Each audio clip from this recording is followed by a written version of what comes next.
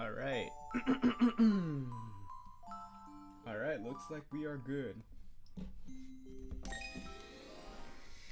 We are gamers. We are epic gamers. Alrighty. Let's check this out. Hello, hello, hello, hello. I hope everyone's doing alright. Let's just wait a second for this. Hopefully this should be going well. But yeah.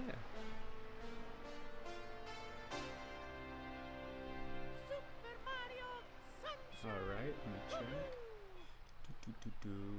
We are gamers. We are gamers. Already.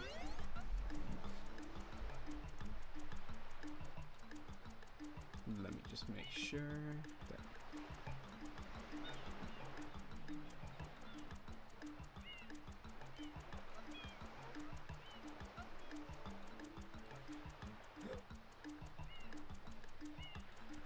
all right.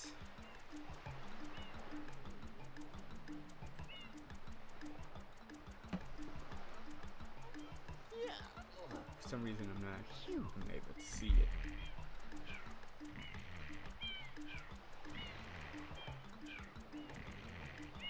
Alrighty.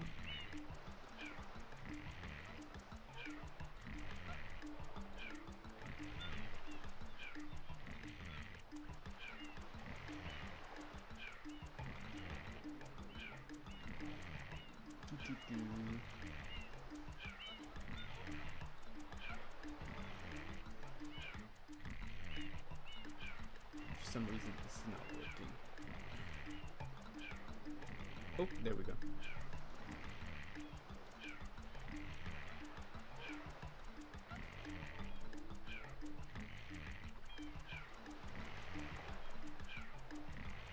Doing a gaming test.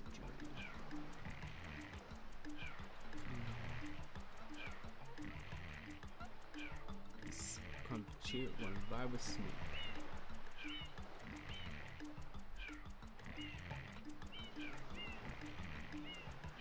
Alrighty. Alright, everything's looking alrighty. Just like what it says, we are gamers. Alright, let me just put on my music because I don't like hearing myself speak. Hey, it's my good friend Mr. Cake Dragon Man. What's up? I just got this capture card, so I don't really have much to do tonight. So I decided, hey, you know, why not, you know, do a stream or whatever. See how this works. So yeah, this is the I actually haven't played this game in a while, probably like more than 6 months, but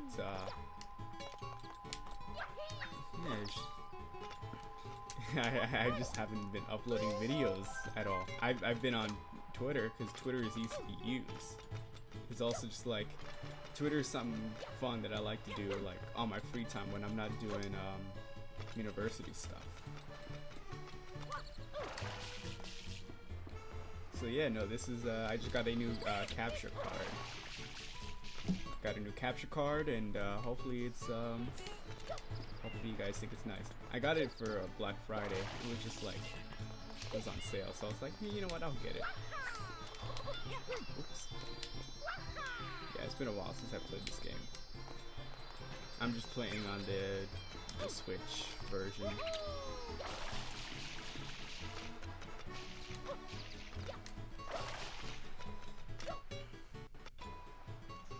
Alrighty. Let me see if it's...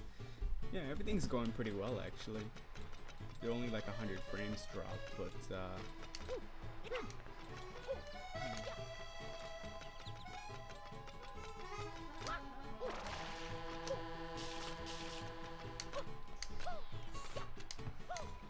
been a while since I've actually done a stream. It's just I've been incredibly busy with college. So I'm just chilling here at my desk, just playing some games for class tomorrow, so that's fun.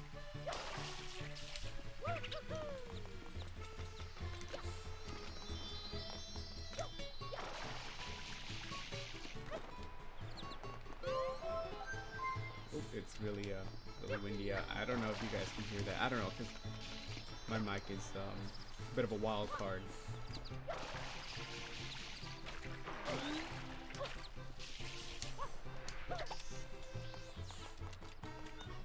Alright, how many people are watching?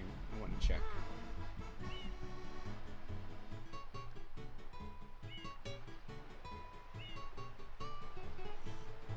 You know, if anybody wants to be on Discord calling, I'd be able to do that.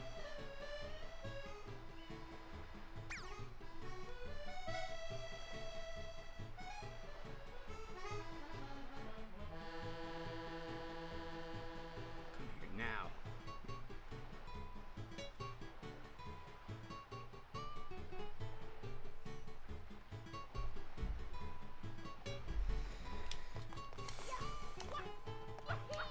I don't really have that many games on the Switch. How do you do it? How do you do this?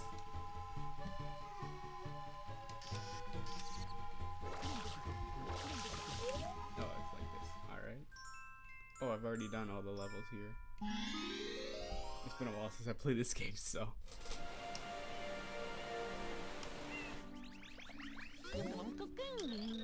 Okay, I don't care, I don't care, I don't care, I don't care, I don't care, I don't care, alright.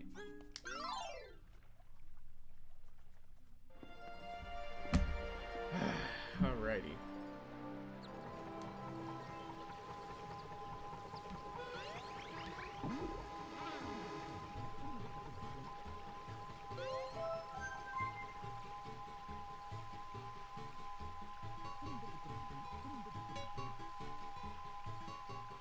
Alrighty. Is there anybody else watching? Oh, there's 3 people watching now. Nice. Alright, what level have I not done?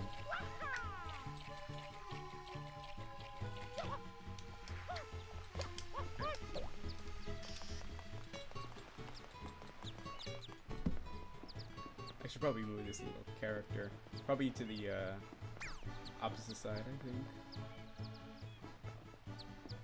Isn't it like flip? Yep, there we go. There we go. That's much better. So yeah, this is I am playing with an Elgato. Got this a couple of days ago from a Black Friday sale. I should probably move my microphone closer. There we go. But yeah, no, I got this a couple of days ago on Black Friday sale. It was like, hey, you know, it's 60 bucks off on sale, so I think I'll get it.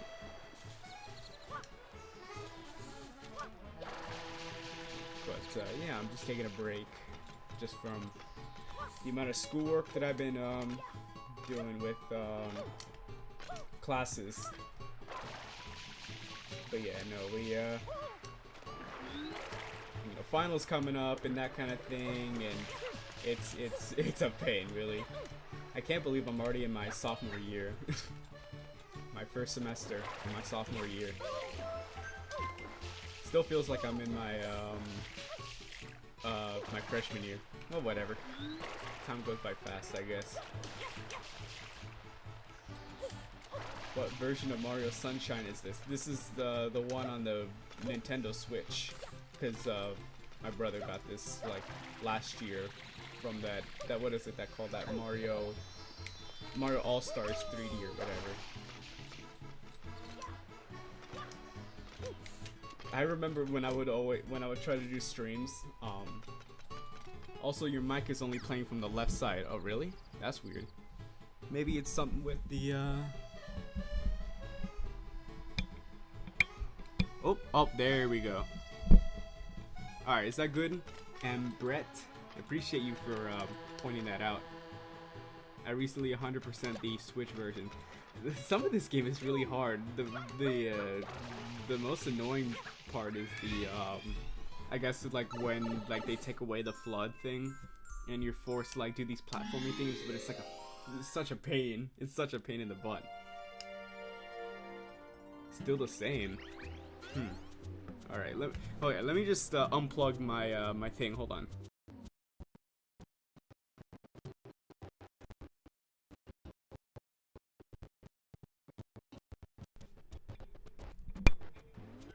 I need to listen to the Still on the Left Only. That's weird. I've never experienced that before.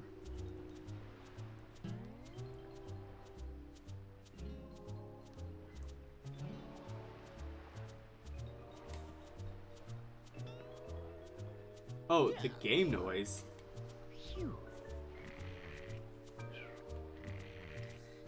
Cause I'm listening to the thing and it sounds okay. Any plans on future content, Bruce? Well, I've been incredibly busy with my semester, my first semester of sophomore year.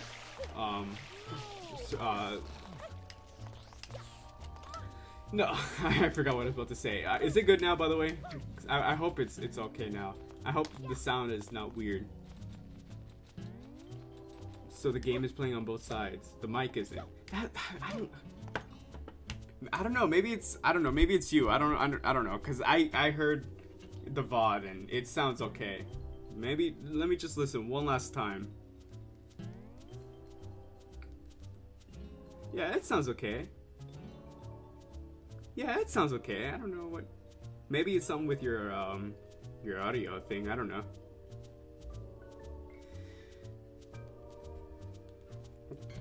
So yeah, as for content, I've kind of stopped being interested in animation because if you follow my Twitter, I'm not really talking about animation. I don't really talk about what, like, I don't know, Cartoon Network does. I'm mainly just into politics and history because actually I'm double majoring in my university. Maybe it's a phone issue. Maybe it's that. But no, I've been really interested in global politics. For example, like just international politics in general, but also especially geopolitics. I'm very much interested in the rise of empires, and generally I'm also into the politics of the state, of the of just you know, how states conduct themselves and the power of a state. I've been really fascinated by, you know, people like Machiavelli, or people like you know, people, you know, political philosophers who talk about, you know, the importance of the state, how much the state should be in our lives.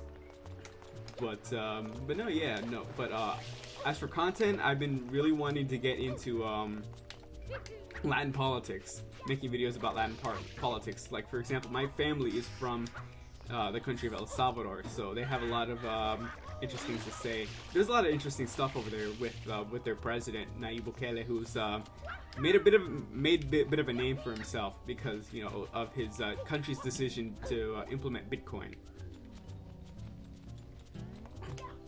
And I have some interesting thoughts about that. So you want to switch from animation content to base content? Well, I hope to make it kind of based, but hold on, let me just make it. I hope to make it based, but no, yeah, no, it's yeah, I kind of stopped being interested because how long has it been since I've started making animation videos? Like, I started in like 2015, like late 2015, so I was like around 14 years old. I'm 20 now. And I understand, you know, I'm interested in like kind of learning about the industry stuff, but I'm not interested in like learning about the like reviewing animation. I don't know. I've been thinking maybe I could make, you know, animation thing. I was thinking about doing something like that, but primarily I just want to do like a lot of historical videos and political stuff, like you know, stuff about Bukele, and also stuff about like history, because I love history. It's that's my main thing. I'm just kind of just wandering around. I don't even know what I'm supposed to do. Mario, please come in. Saber Spark ruined. I don't even know about Saber Spark anymore. I don't watch his videos anymore. Let me take a sip of my water.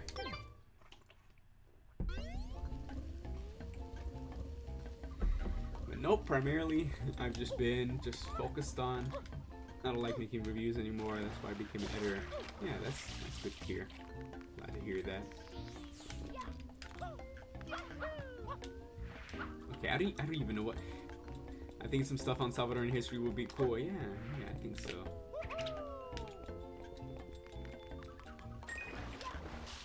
because I'm actually I don't know if I want to spoil this right now. Maybe later, but I don't know. Maybe I'll keep it to myself for now. But I enjoy the really niche history stuff, and I'm interested in your take on it as well. Yeah, I'm interested in also, like, because I'm taking a philosophy course, I've been really fascinated with philosophy. I've been reading like for my curriculum, like reading a lot of Nietzsche. Like first we read Beyond Good and Evil, and then we had to read first we had to read Thus Spoke Zarathustra, and now we just read Beyond Good and Evil. And you know, I very much disagree with him on a lot of stuff, but I think he's just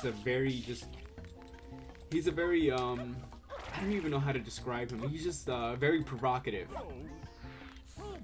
He's very provocative, and I kind of respect him for that, because he's not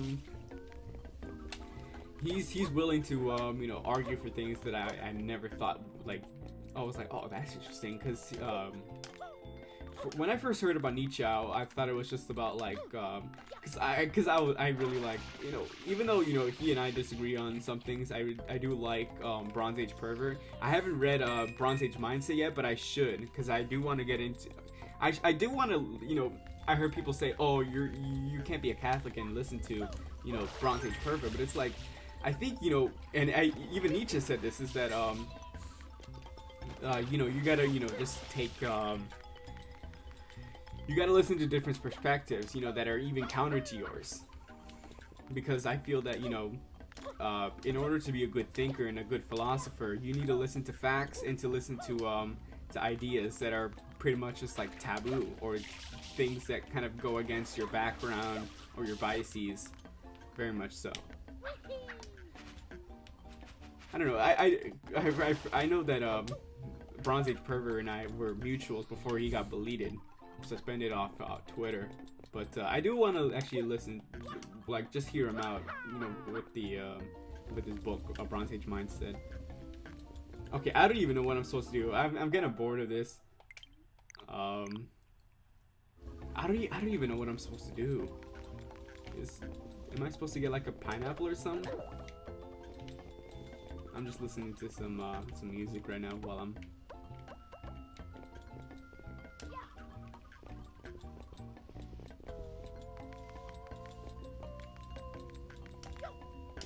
What'd you guys think of my little spiel back there? Okay, this looks close to a pineapple. I think so.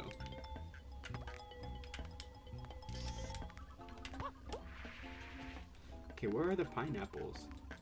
Are these the bathrooms? I can't even see.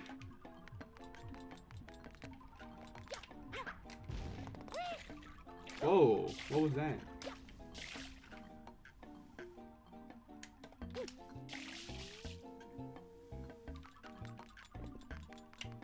Oh, there's a blue coin. Nice. Oh, fuck. Alright, nice. Got a blue coin. I don't have many blue coins, but it's nice that I found one. Oh, there we go. I didn't even know that I could open the doors like that. I'm an idiot.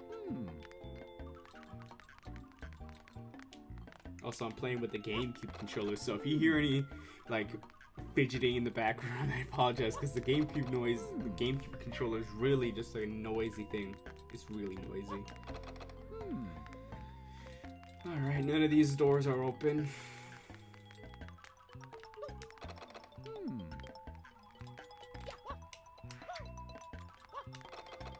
Okay. That's weird. So is it just this door here? What, do I need to go down?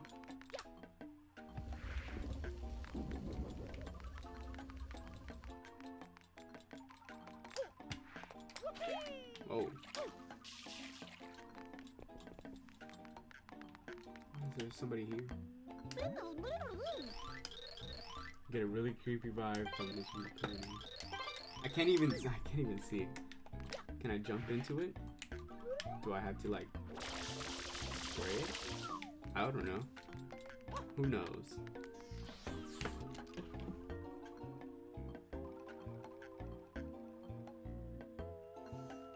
I hope the stream's going okay for you guys.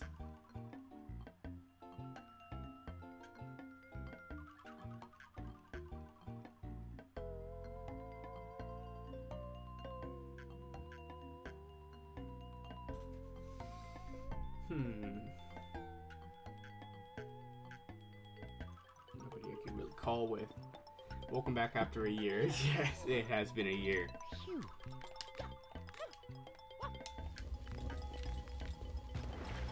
Okay, I don't even know what I'm supposed to do. In the sky, yeah. You guys listen to Yandi? Not Donda, but Yandi. I'm listening to the leaks right now. It's such a good album, man. It's a shame that Kanye never released this. It's a really awesome album. Well, work in progress album, because it was never finished or even released.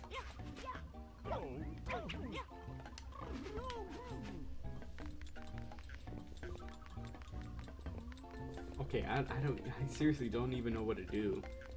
So this Yoshi really wants a pineapple, but I can't find a pineapple anywhere. What does this guy say? But the casino, I can't even see from the. Am I able to like?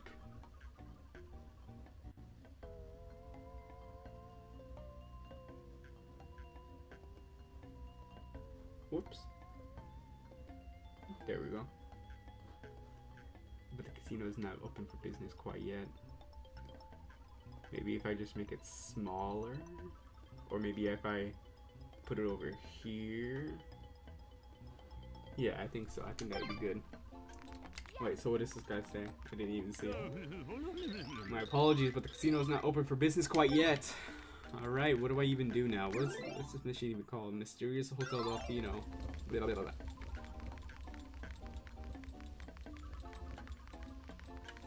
Okay, can I talk to this guy?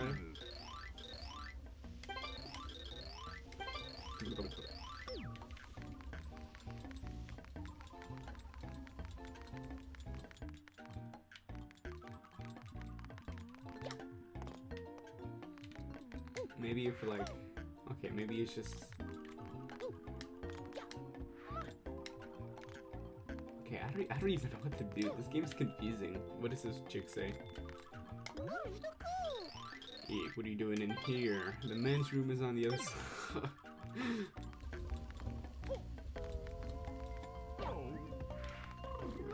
Shit. That's so weird. So what is this person? You get a really creepy vibe from this weird painting, but you know what I find even creepier than that? Imagining how you even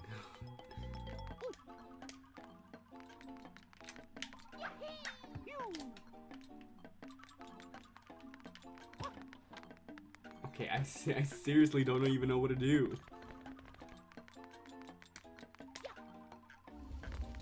Oh, I saw ghosts.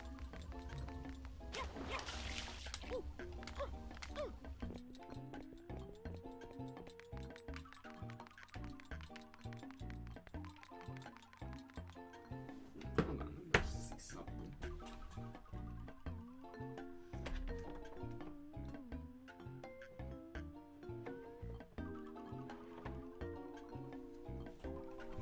That's weird.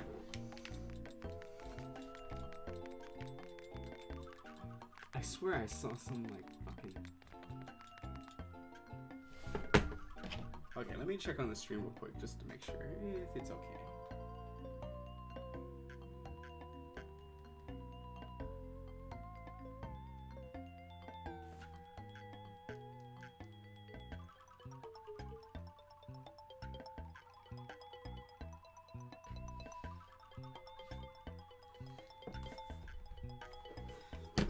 Alrighty. I should probably get close to the mic.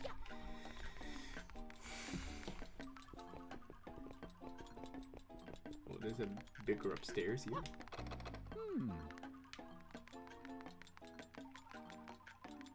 Can I go in here? Oh, okay then. Hey, that sparkle. Could it be a shine sprite? What? Okay, what am I supposed to do here? What does this guy want me to do? No one in the pool without... Oh, wait, what? What, I need swimwear?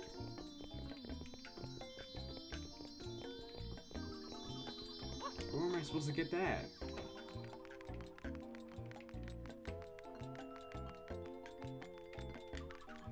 Am I supposed to... Can I, like, jump over like this?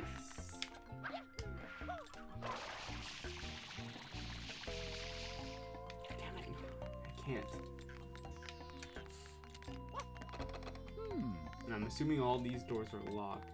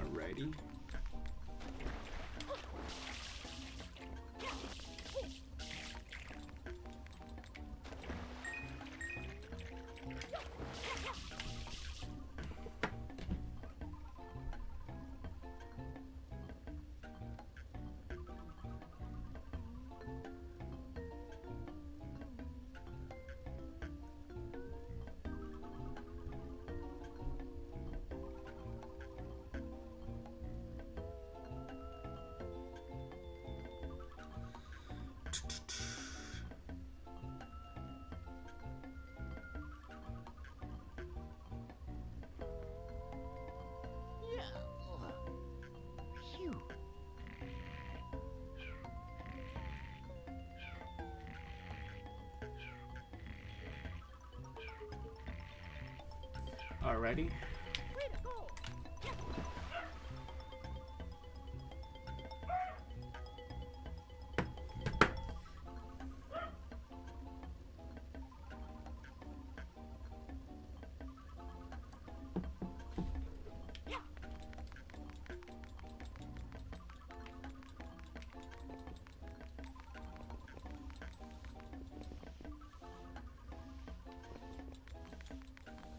Alrighty, let me pull up Discord. So I'm gonna call with a friend. We like our friends.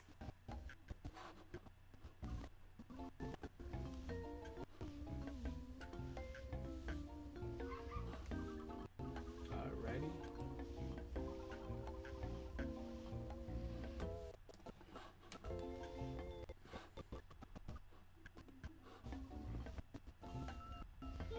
Hey, what's up?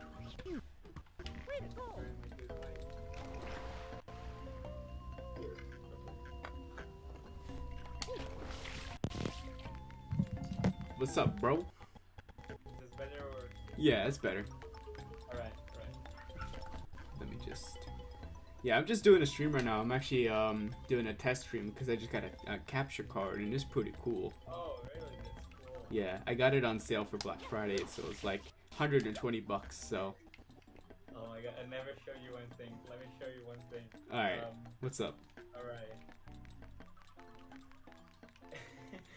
Oh my god, you say capture card? Just remember me when I was 14 years old. No, 15 years old and I had a YouTube channel in Portuguese. So... This was your YouTube channel? Yeah, I never used it. I actually lost the account the last time I uploaded was 7 years ago. Oh my gosh. Is it? Yeah, it's in Portuguese, right? Yeah, it's embarrassing. That's funny. Dude. Yeah, otherwise I'm just here doing some drawings. You gamer, YouTuber, otaku, and nerd. I'm going to buy a lizard. Oh yeah, we were talking about that yesterday. You want to buy a lizard. Yeah, lizards are cool. Yeah, I bought a little for a gecko. It's pretty nice. Geckos are cool. Yeah. ready. I just had to I had to do a draft for a big old paper for a history class of mine. Oh, what was it about? So I had to take a Holocaust class for my history degree. Oh, damn. Yeah. So I decided, I was like, you know what? I want to learn more about Franco and the Falangistas. So I decided to make my paper about Spain during the war and during the Holocaust. It was a nice little excuse for me to learn more about the Falangistas. I have a friend from Spain, Mm-hmm. and he's pretty based. Yeah, I'm sure he is. Is he a fan of Franco? Yeah, the thing is, yeah, and he had a teacher that really hated the what's the name, the Republicans in the Civil War. He really hated them. Really? That's so awesome. And every time he had a class, he would just shit talk. That's pretty epic. That professor must be so based. Yeah, that's perfect. Just really fucking hated the Republicans. And he's from Spain, so he must be like an outside professor because this friend of mine, he always says that, oh, Spain now. Every time everyone wants to erase everything that Franco did. And people see, this is what I don't understand. Like, yeah, sure, Franco was like, an authoritarian, like fascist or whatever, but really, what did he do that was so wrong?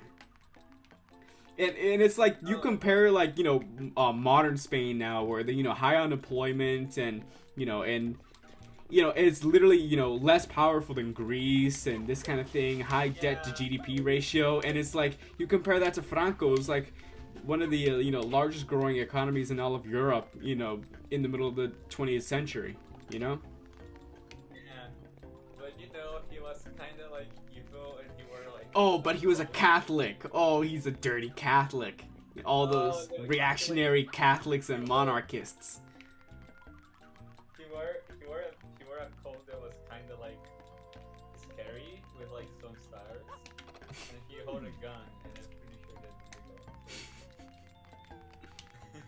that's literally what's going on in her head.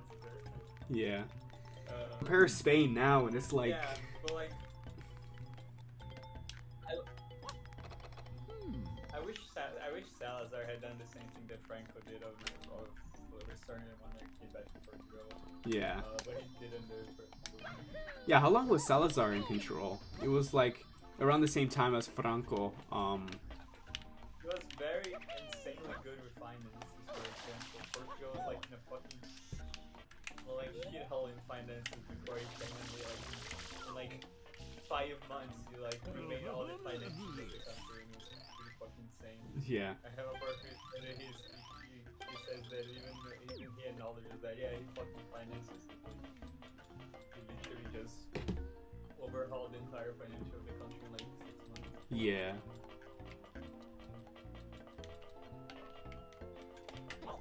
Okay, how do you even? I was wondering, because I know that now people really like to disparage Bolsonaro for because he has like the pro-military dictatorship stances. Can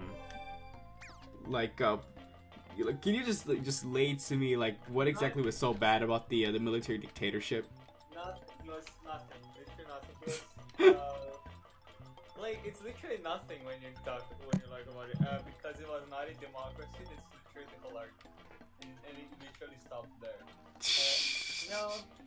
It silenced some reporters. Yeah. That's it. And they say brutal dictatorship. It's the most brutal dictatorship. The dictatorship that literally killed nobody. Yeah.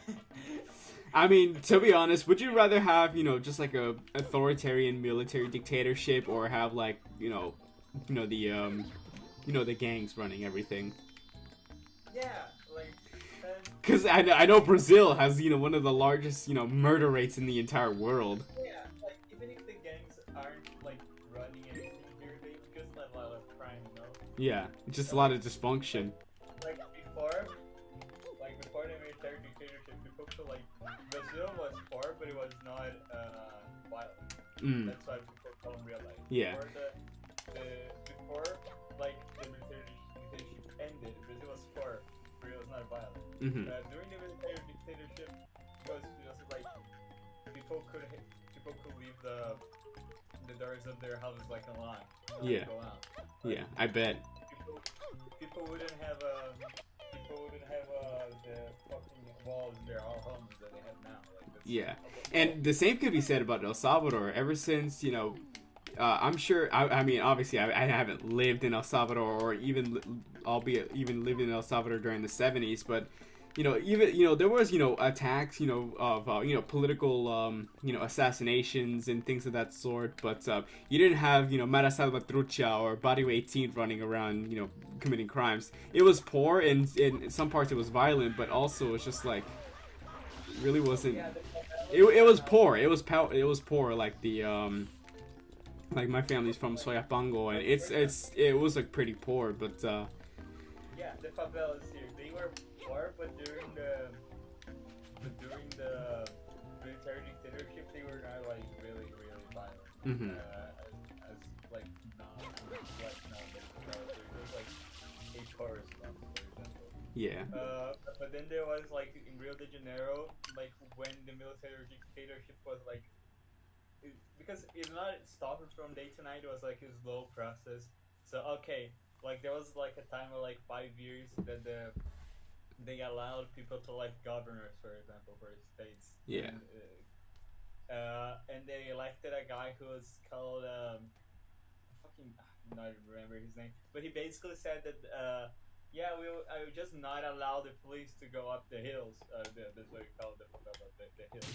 Yeah. Because the workers live there, and police cannot fucking mess with workers. So he literally would not send police there for like years. Yeah. And the situation got out of hand very quickly, as you can imagine.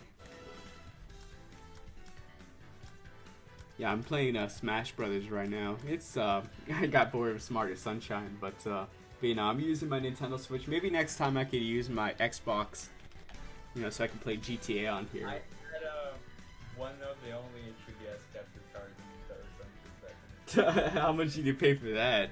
What did you have to import it? Yeah, I had to buy it from Korea. Oh, damn. I had to buy it from Korea, import it from Korea, and then I had to like get the instructions that were in Korean on the website. Like Google Translate from Korean, get it and get to like into Portuguese. And get to a dude that fixes 3DSs. He fixes like the S's in video games and electronics that I know, and I printed the instructions and I said, hey, can you like do this? Oh yeah, because it's weird because with 3DSs, like you have to like rig it in some way that it's like. Yeah, you have to open it and you have to like fucking weld it into place. Yeah, that's so like, stupid. Yeah, and I was like, can you fucking install it for me? And the guy was like, yeah, okay. And then I came like one day later. Are there a lot of those like technology repair shops in Brazil? Yeah, there was like very small, run by a few people. Yeah, there are lots of them, like, fucking everywhere. And they're usually pretty fucking good at people at doing that. And, like this guy like read partly translated Portuguese instructions with like a few pictures that he got it like no time and never had any problem with it. Yeah. Somebody said play Halo. I'm sorry, I don't have Halo. I have an Xbox, but I don't play Halo. My best friend in high school, he played Halo. I don't really talk to him that much anymore. Also, this is my main, Mr. Game & Watch. That's my main. Oh. Yeah. The only thing I ever played was Reach. Wait, what's your main? My main is Smash Bros. Scarlet Pikachu. Oh, Pikachu. Yeah. I don't know what it is. I just really like Game & Watch. Pikachu because it is like I find this character to play. Or Falco. I play Falco a lot also. Yeah. I think my brother bought the like a Minecraft thing. The Minecraft Steve. Yeah, Minecraft Steve. That's so weird. Like, imagine like if we were living like 10 years ago, if I saw that, I would have shit my pants. Yeah, same. I probably saw my friend. Yo, Steve in Minecraft? Whoa! Like back 10 years ago, it wasn't that big of a game. Like, so it was pretty big. Like maybe 12 years ago, I don't know how. Like 1.7.3. This is the version I play the most. Oh my It's gosh. like the one version before you get out of beta. It's like when Minecraft got the food update, I was like, bro, this is like destroying the game. It's like not the game that I wanted anymore. When it got the food update, I was like, I no, this is like against the simple spirit of the game. I was like very at them. I get to the fact that it was like how would I just but I remember some of my friends playing the fucking game when they couldn't have beds. The first time that I read about Minecraft was like in a magazine here. Mm-hmm. It was in a magazine here a magazine that I used to like sign. That was called like Hear the World or something like that. Yeah. And every month they give like an issue explaining like basically like blog posts and things and you're finding blogs nowadays about like weird things of the world and shit like that. Like what's going on in video games. And one of those is like, hey, there's this game called Minecraft and it's like playing Legos but on the computer. You can do a lot of It's like Legos on the computer. yeah, it's like complete like it's probably like an old millennial like younger Gen Z person writing that. It's just like Legos but on the computer. Yeah. It's like you can do lots of weird shit in that. And I was like, oh, this looks cool. And then I never looked it up until 2 years after. I saw it on the computer. I was like, okay, this looks cool. And then I never looked it up. Sad. That's fucking wild. Like, Play Halo. the only way like you play was Halo Reach. I've never played Halo actually. I always played Halo Reach. I only played Call of Duty. That was it. Actually, wasn't Call of Duty. I need to get Warzone. I feel like I could get Warzone so I could play that during the stream because I actually do like playing Warzone. Oh. I was like, Call of Duty was launching Modern Warfare 2. Modern Warfare 2 was the shit, man. Yeah. I was so young, but I still played that a lot. I was like, oh, there's a level in Brazil. Oh my gosh. Yo. So cool. I was so into that. I was like, oh my god, this is like the first time my fucking country's acknowledged in a video game. Which is bad, but in my mind, Yeah. So it was pretty funny. My home city is actually in a map in Street Fighter 2. Really? Yeah. Wow. It's like, my city is Santos in Brazil, and it's like a pretty big port city. And then there's a map in Street Fighter 2 where there's the port of the city. Wow. I feel like I can get Modern Warfare 2 for pretty cheap now. I'll have to see. I still have it on my Steam. Oh, this on Steam? Well, I can't even. Oh fuck! I can't even play it on my computer because I just literally just have a laptop. It could only run this my capture card. Around this time, right? Around the same time that I was playing Modern Warfare 2, I got my Steam account hacked. Oh no! And then I wasn't able to log in, and I was like, oh my god, I was like 11. And then I entered my brother's Steam account, and the guy was like on my Steam account. So I called him on Steam, and I was like, dude, can you please give my account back? Like, it's the only thing I had. And the guy said, okay, I'll give it back. And the last What was he thing I Brazilian? Was his dad? yeah, and the last thing I remember is him turning back to his friend and say, oh dude, I'm going to give this back to the kid. He seemed so sad. How old were you when that happened? I was like 11. Oh my! I don't even know how I would react if my shit got hacked. I'd be scared. This dude was literally took hit on me and gave my skin capture. Buddy, bro. It's fucking wild.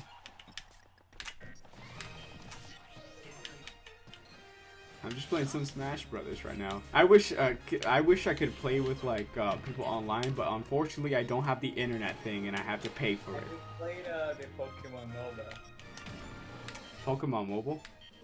The Pokemon MOBA, the Pokemon Go?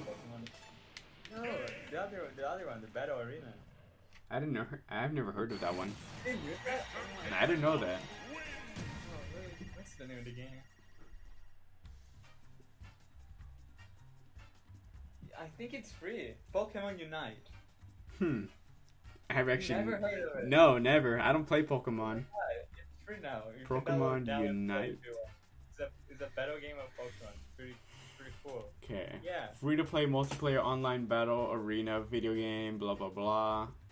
Oh, 24th of June 2020. I've actually never heard of that. Dude, it was pretty big when it launched. Wow. It's like League of Legends with Pokemon and cooler. I have seen it. Did you see a lot of Pokemon stuff when you were in Japan? Oh, dude, for sure. Yeah, if the people in the stream don't know, our good friend Sage here lived in Japan for how long? 3 years. Yeah. For 3 years. And I might be going there next year also. Oh, really? Did you hear about the news that Japan's banning foreigners? Or something. I don't know. I think it's something that has to do with COVID. I don't know, they did ban like literally every fucking tourist traveling. But if you had a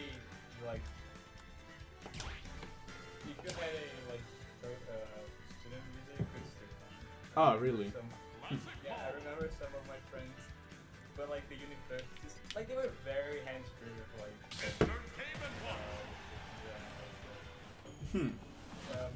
My like if you had a because we have this card when you there you get a card. It's like a foreign identification card that you can give to prove they were living there. Crazy concept for a Muslim American, but have a card. Why? Is this what Hitler? No. You're like a Juden. You have a card with your visa. Yeah. Every time, and I was put over with cops. Really? The Japanese police pull you over? Many times. Sometimes the cop is like hiding a bike, and he'll say, "Hey, can I check your identification?" I'm like, "Sure." And I give my card. What is it? Literally just because you don't look ethnically Japanese or whatever? Yeah. And it's very normal, and every foreign person knows that. Oh, really? Like every foreign person has to deal with that. Yeah. Oh, really? But they are very polite. Oh, cause I listen to a lot of videos of like foreigners who live in China, and they treat them a lot worse. No, Japan they're like pretty cool. There was a cop. I was like stopped by 2 cops. At one point, they knew a bit of Portuguese, and they said thank you in Portuguese for me. Pretty cool. That's pretty epic.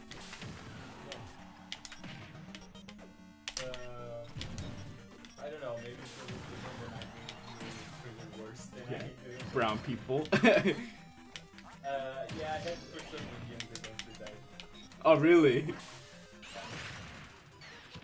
Uh-oh.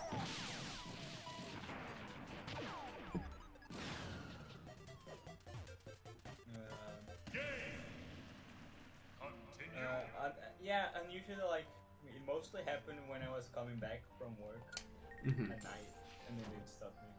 Oh, damn. It happened once when I was going to school. No, there was one time that I died. There was one time that I was going to the place that I was studying, and I have to pass. And at that place that I was studying at the time, I had to pass through a train station to get there. The train station, there are always cops there, right? Yeah. So past the train station, And while I was passing the train station, the cop stopped me. He was like, "Can I check your identification card?" Yeah. But I hadn't forgotten my identification card at home. Oh So, no. I was like, shit, I forgot my identification card at home. It's freaking Japanese saying how we can solve it. And the guy was like, okay, where do you live? And I was like, oh, here's the address. Okay. And then we got into his car. And he drove me back to my house. I went to my apartment. You could have easily just went into your house and just locked them out. Yeah, no, but I went to my apartment. I took this card. I showed him. And he was like, oh, okay, $7 dude. And then he gave me a ride back to this place. What? Yeah. Wait, how far was the station to your house? Not that much, like 15 minutes. But still, just like I don't know. I guess maybe that's Like, protocol. I guess Walk 22 minutes. that's weird. I don't know. Maybe like in a drive, maybe 5 minutes or something like that. Yeah, it was a bit like 5 minutes, right? Mhm. They're all the way through. They were very polite, and they go like, it's pretty like it's basically illegal what they did, getting out of your house without the fucking card. but they were like, okay, we're not going to make a big fuss out of it. Yeah. We're gonna just drive to your house and then drive all the way back. That's better than dealing with, I guess, what American cops will do. They'll literally just detain you. When I was in America, I went to visit football. I was with his brother, and then it was like 3 in the morning. We went, like he wanted me to show him the sound of his car, and his car there was like a wheel. And then we like went out and we stopped at a $3 parking lot. Then we just were there inside the car like chilling, listen to music. And a fucking cop went there, like, yeah, a cop went there with the lights open and all that. And he was like, what are you guys doing out there? He was like about our age. He was like, what are you guys doing there? Late this night. You guys are looking pretty suspicious. He literally said, a cop literally said to me and my friend, you guys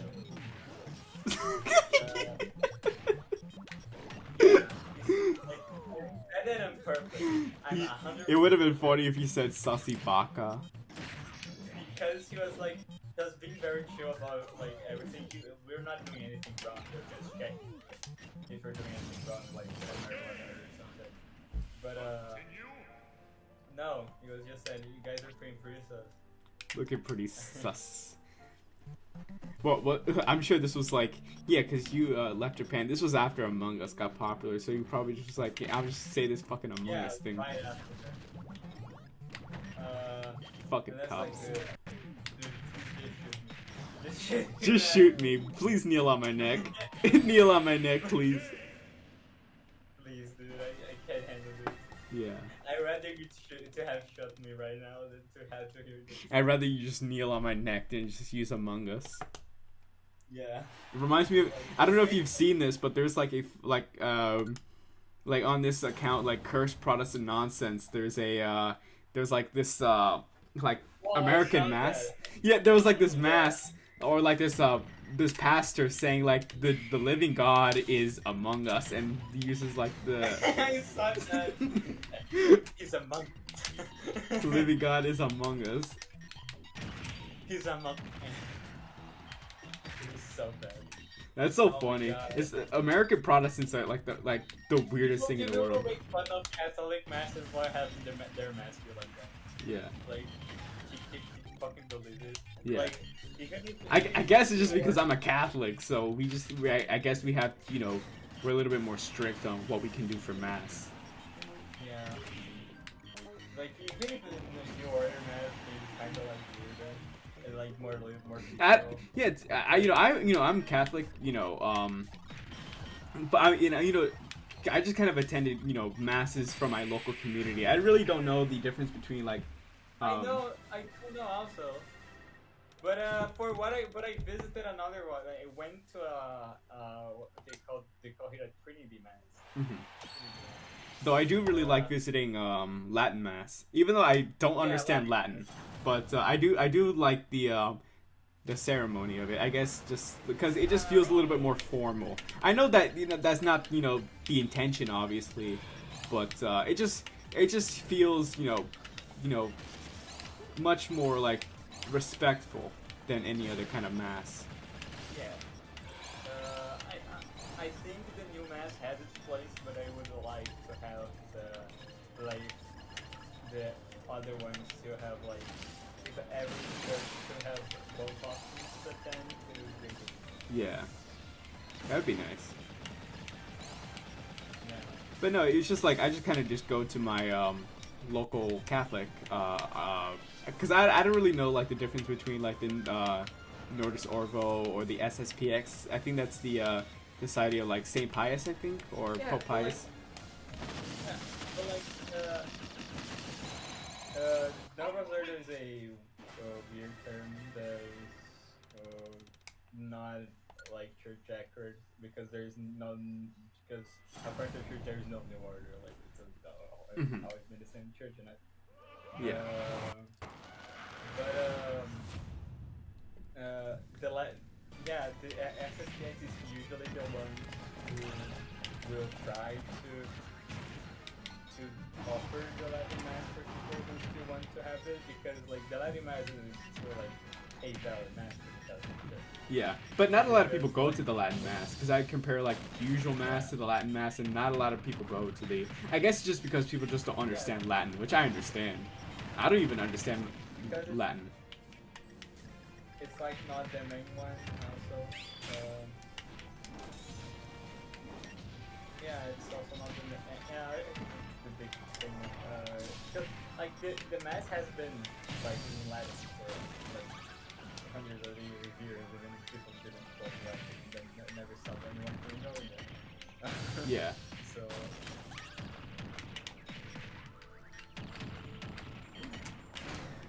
Oh damn! All right. I can like it's easy to make up some stuff in Latin. Yeah. I do want to learn more about theology, and I'm actually taking a theology course next semester, so that should be nice. Because I do want to learn more about theology. I just find it really fascinating, and also, in my, obviously in my my philosophy courses, I have been taking, listening to people like Augustine, Emeritaine, and Aquinas. I'm a big fan of Aquinas. I need to learn more about him, but I just really like, his stuff about politics and about philosophy. I'm a big fan of Aquinas, but I'm a bigger fan of what's his name in English? Augustine, yeah. Hmm. Saint Augustine. Mhm. Augustine, yeah. And I know that They call him Agostino, which is yeah. I don't know how it calls them in Spanish, or it's the same. Hmm. I have been for my philosophy class. I have been reading Nietzsche, and even though obviously we very much disagree with Nietzsche on a lot of things.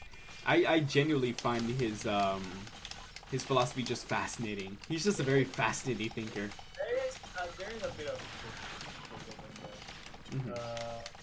like for example, this analysis of modernity. Oh yeah, it's excellent. It's excellent.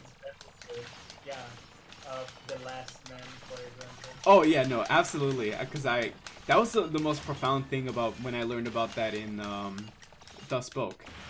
It truly is, because it's like a decadent kind of like docile animal kind of dog, willing to to settle with the basic, just the basic facets of life, not willing to explore, not willing to expand your not only your like intellectual, but also just the amount of power that you have as a human.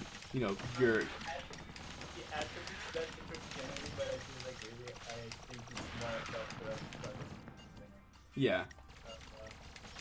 That is the main executive in that regard. I very much disagree with him on Christianity.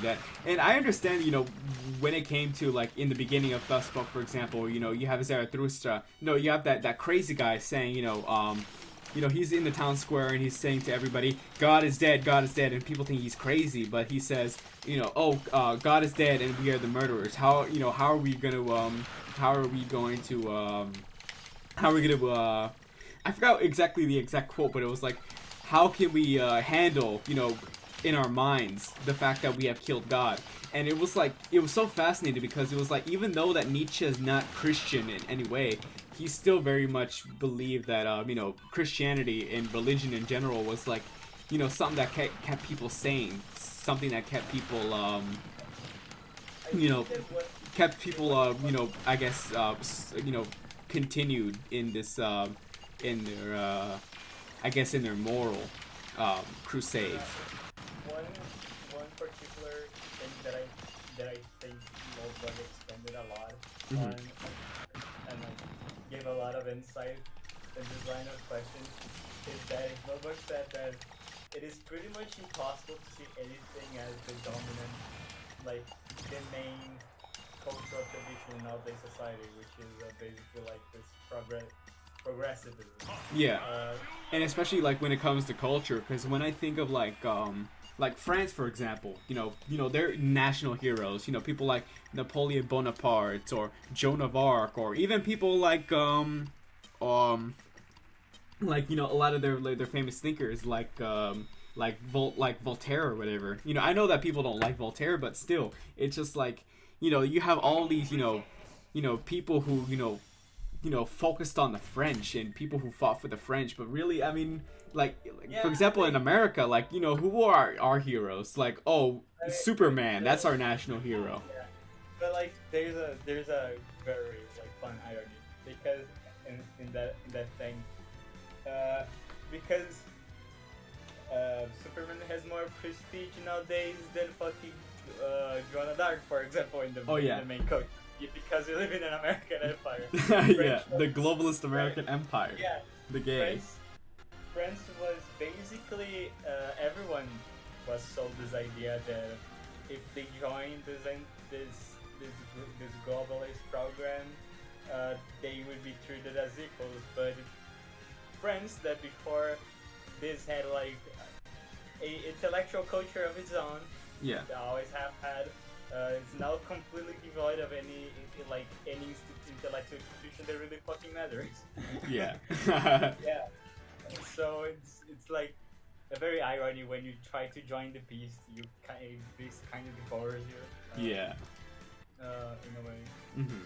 But yeah, and that's the important point that Mozart kind of expands is that he says that it's impossible for you to see a progressivism as it is nowadays coming out of classical Catholicism. Yeah. Oh, yeah. Absolutely. Impossible for you to see, and he basically says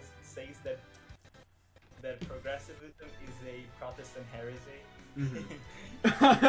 Yeah, that's what Mozart says. Progressivism is a Protestant heresy, but because Protestants don't have a systematic way to punish heresy as Catholics do, it grew and consumed the entire religion. Yeah. Which is a very good and very true analysis of how that happened. Yeah. Especially like if you look at the mainline American, especially American Protestants like the Quakers and the Congressionalists, because you know how the Quakers called, right? They are probably called the Society of Friends. Yeah. They wanted to be like they wanted everyone to be basically like equal friends. Hmm. And it's pretty funny Yeah. because even if you go back in the day, do you know the public universal friend? Have you seen this story? Not really, actually. The public universal friend. You can search for this. He was basically like the first account of someone you can say that was transgender for religious reasons. Oh my gosh. Because he was or agender, because he was like born in like New England, Hmm. and I don't remember if he's a woman or a man, but I think he was a woman. She was born in New England in the 1800s or the 1700s. I don't remember. I think it was the 1700s. Hmm. And and during this time in New England, the Society of Friends, they were all having like feuds.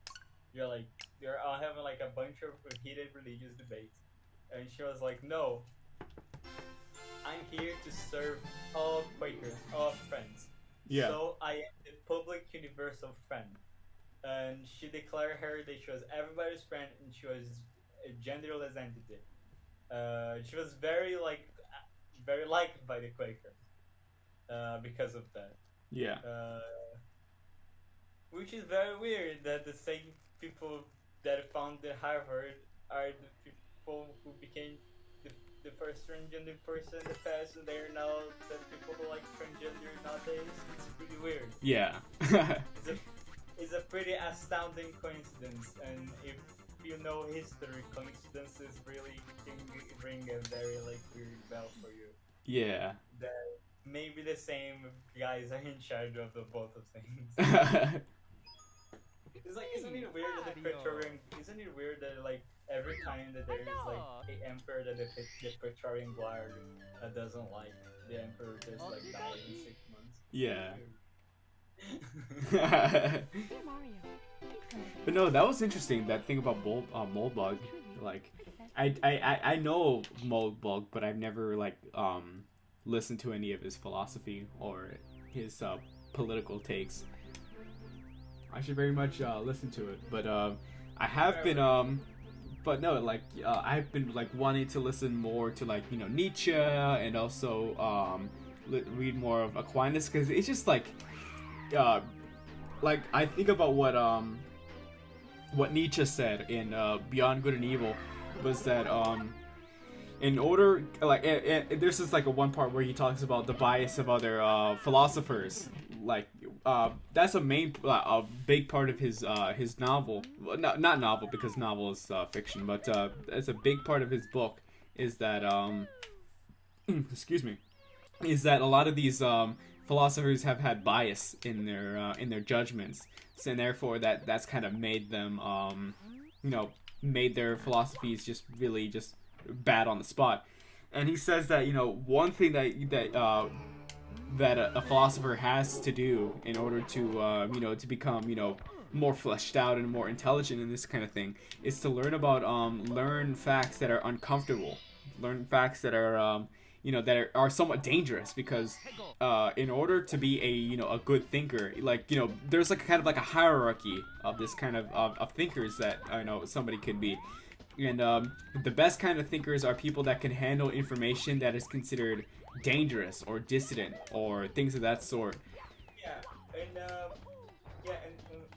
I talk about Modular a lot because I read him like way before he got popular, back in like 2000, and like it's a very hipster thing to say about the industry. Like back in 2008,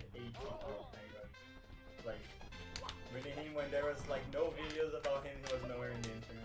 Mm-hmm.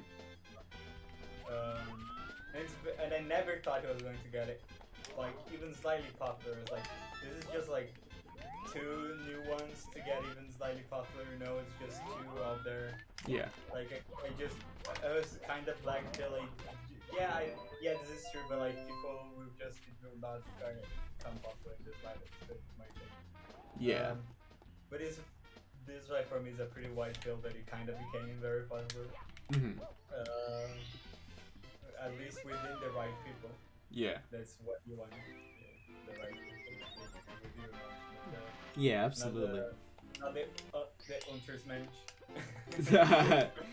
Well, but Nietzsche's really fascinating thinker. And the thing about Nietzsche is that he's just really hard to read, because it's just like the kind of language and just like just the language in general. It's just like it kind of goes over my head a lot, so I kind of had to simplify it for myself. And even still, in Nietzsche's eyes, I would still be considered not that great of a philosopher, because I still need, things dumbed down for me. But still, I mean, it's really just fascinating to at least, attempt to learn about it, than just to stay ignorant. One very good thing of advice that mobile gaming really helped me is they basically when for history, Hmm. it's basically every time that you are like reading history, you need to understand why all those people. This goes true for philosophers. Like to maybe understand the rationalizations. Yeah, every philosopher is like a person. They're like people. Like Yeah. you don't you can't forget that. But for everyone in history, let's put it about that, you have to empathize with them and understand why someone would believe that way. Yeah. Even if you think that you're wrong, you need to like you you, you can't like just say just do what the left does with the Nazis, for example. Yeah, they were just like irredeemably evil, and they are like doing things because they are evil. Yeah. You have to understand that the other people who were for the Nazi regime were very real people, and they believe Had their own motivations and their own yeah, rationalizations. and they believe they were doing good, you know.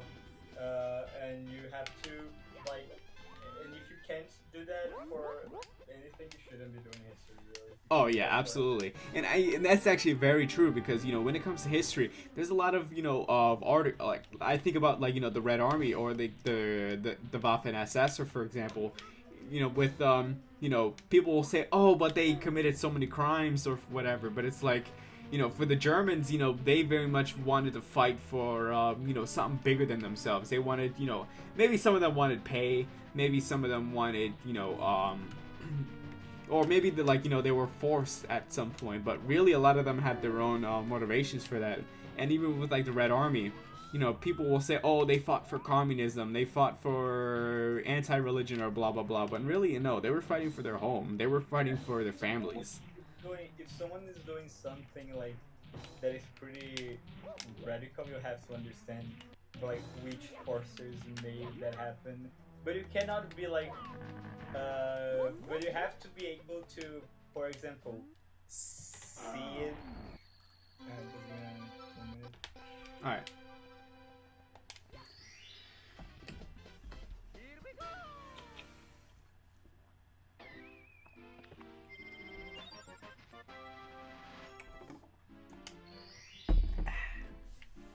Yeah, but basically you need to look at the conflict as someone in the future will look at it, like very, like, kind of detached in a way. Yeah. Like political detached. Because otherwise, uh, like, can you think about like look at what the contemporaries of the War of the Roses thought of the War of the Roses. Yeah. Read that.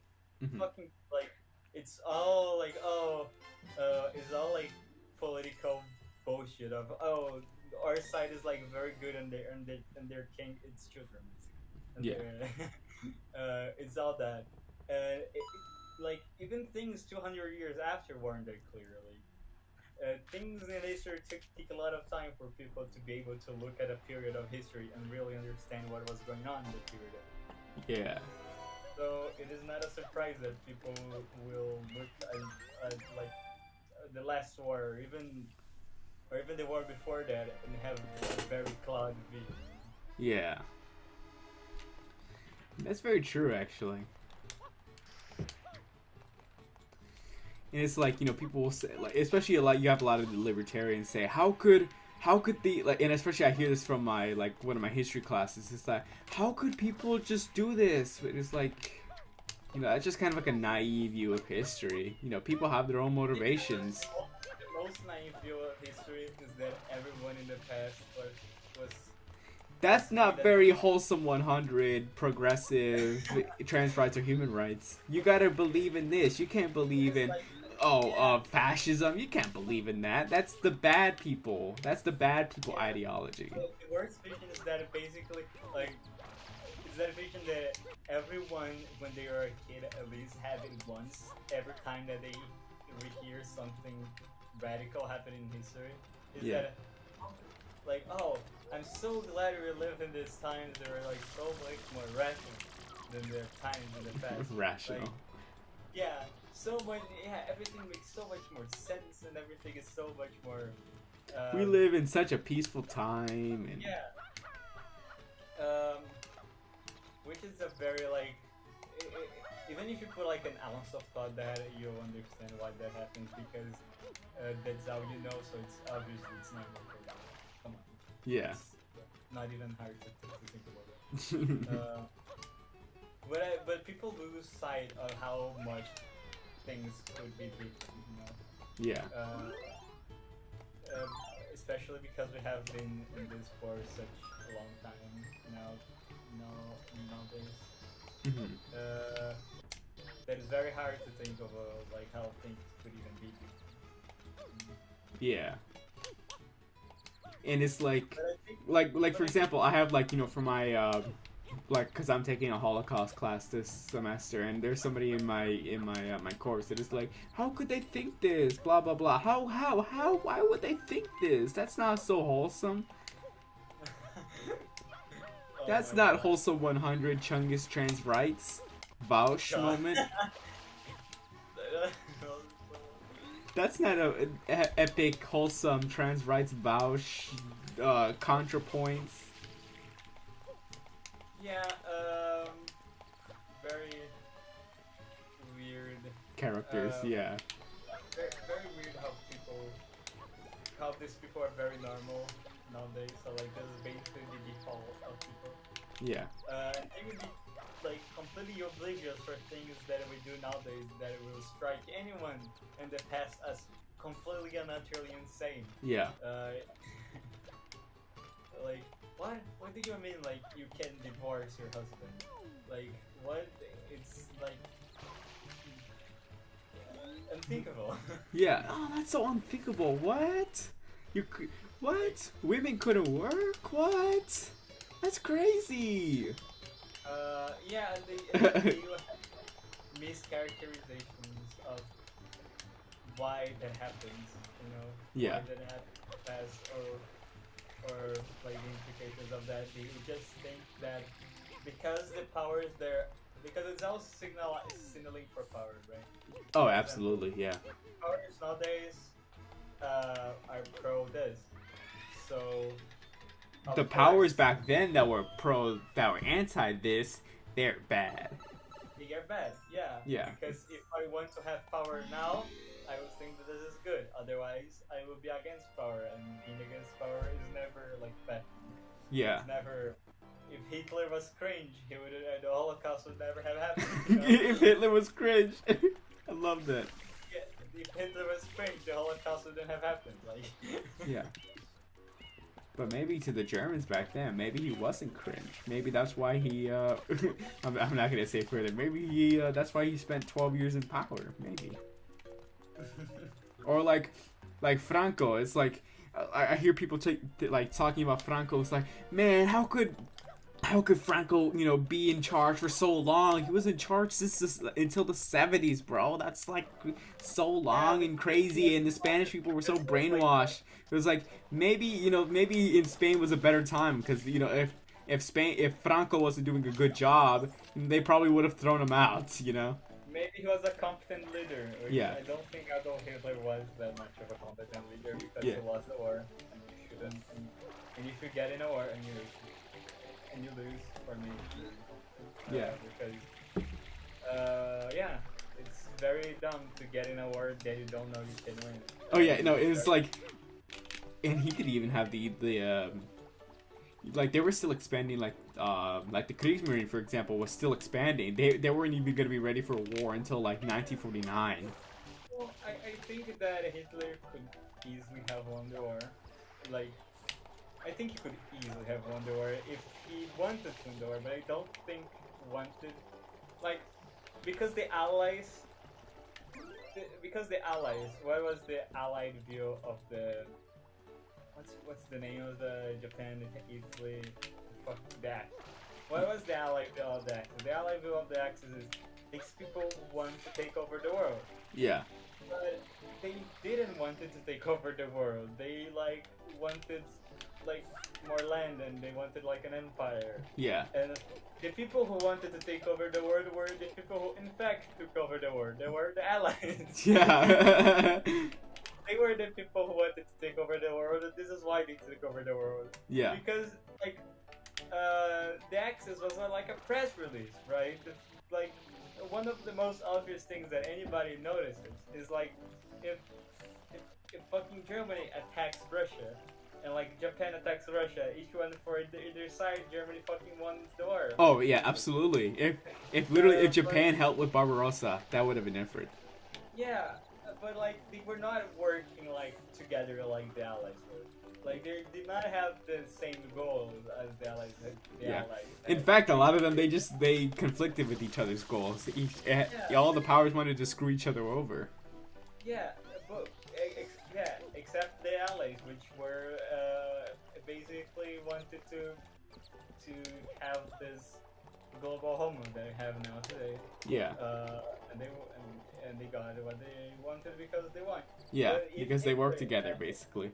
Hitler had in mind that he wanted to dominate the world. Yeah. He would have dominated the world. He could have, like, if Hitler, Japan, and Italy, like, had in mind that okay, the only way for us to win this war is to dominate the world because this is what our enemies want to do. Mm-hmm. They would have. But no, Hitler had this like fucking dumb idea, which he wanted the English to be on his side, and like he didn't want to mess with the Spanish people because they already had fascism there, and he didn't want to invade Spain. Like if like yeah, there's so much things that he just didn't want it to win when he could, you know. It's Yeah. very he could basically have like as soon as he took France and everybody was shitting himself because nobody thought that France was getting sick. He could basically have said Spain, either you side with us or we going to invade you, and then they would have sided with him. Yeah. And they wouldn't even did anything. Then Spain basically just let his fucking tanks go through, and then he would get the canal, the fucking what's the name of the? Yeah, no, with regards to Spain, like it was something on the lines of that Franco wanted Hitler to give a large amount of petrol, a large amount of wheat, a large amount of military equipment because Spain was still reeling from the Civil War. But Hitler basically said no, and when they met in Hyundai, and I actually remember because I actually had to look at this for my paper today when I was working on it. There's actually like a really funny ass quote where like Hitler says to Mussolini like, after that meeting with Franco, I'd rather somebody pull 3 or 4 of my teeth out than speak to that man again. That's legit what he said. He legit said that I'd rather have 3 or 4 of my teeth pulled than speak to Franco ever again. Franco didn't even say anything unreasonable about that. Yeah, it's just Hitler just being a spurg. Yeah, But that's like a really harsh thing to say. Just like, I'd rather have somebody pull 3 or 4 of my teeth out.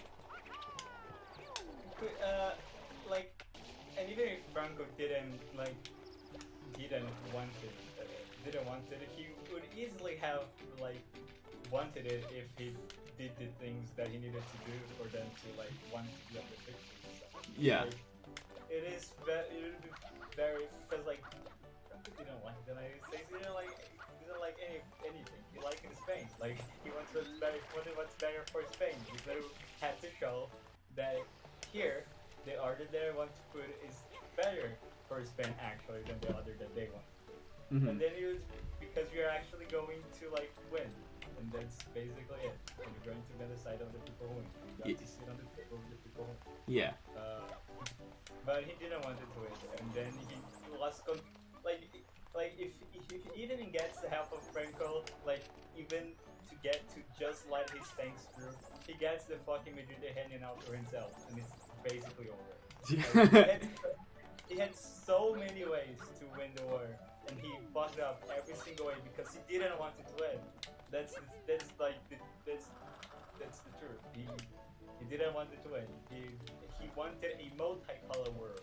He wanted a world where basically similar to the old world, which was a world of multicolor, but the world that was going to be formed was unfortunately not a multicolor world like the world that many of us like, the world that I would have liked. It was going to be I when I follow Yeah. like it was just going to happen at this point. Yeah. Which is very sad, but he could have led that order if he wanted. Multipolar, like, I guess, like, because I do learn about this stuff in my international relations class. Multipolar worlds are like the embodiment of chaos maxing, and I think I think it's just really why I like it. This is how they teach, but it's basically how the world has ever worked and history of humanity until like 6 years ago. Oh yeah.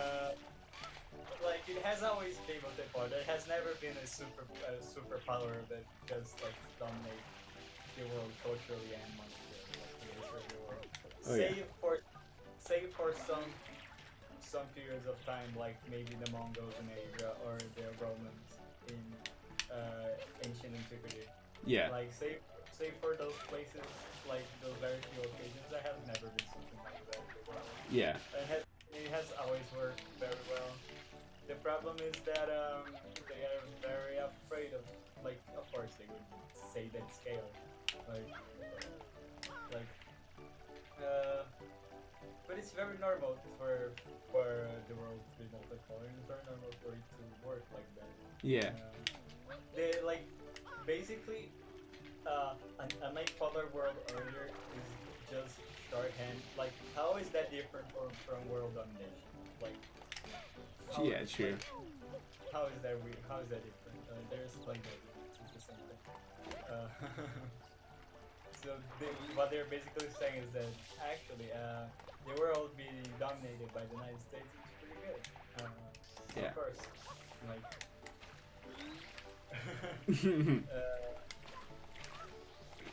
there are many things that are translated like that when you know what they are actually saying in conflict.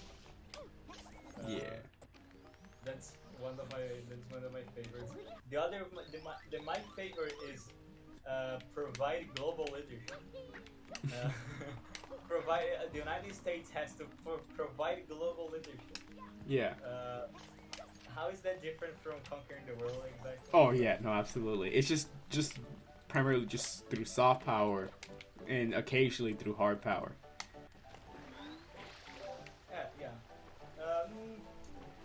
Yeah. I think it's actually around it. I think it's basically it's dominated from high power and then maintained through soft power. Yeah. Because it's basically how any. Is that what you said? I think is because like it is basically how any monarchy, because the United States when he won the war, it was basically a monarchy, like leader by Roosevelt. Like was basically like he was the leader of the country For what, 15 years or something like that? Crazy. Like the monarch of the United States for the period of time, like Lincoln was in the his time. And he was a very he took power from force. He basically took power using his force. He and his allies in his party. Yeah. He then took power from the world with force from Germany. Yeah. And other places. And then he went things now by soft power, like financial power that he gained from the military power. Yeah. And the cultural prestige that is the most important part. Cultural and financial prestige are the most important part. Oh yeah. But I don't think that right wingers nowadays put as much of a importance on a cultural prestige as it deserves. Yeah. Like it is nowadays. I can see how that's not that important on the 30s, and if you were reading literature from the 30s, they will heavily emphasize financial power, which was true for the time, but for our time, no. Cultural power is definitely more important than monetary power.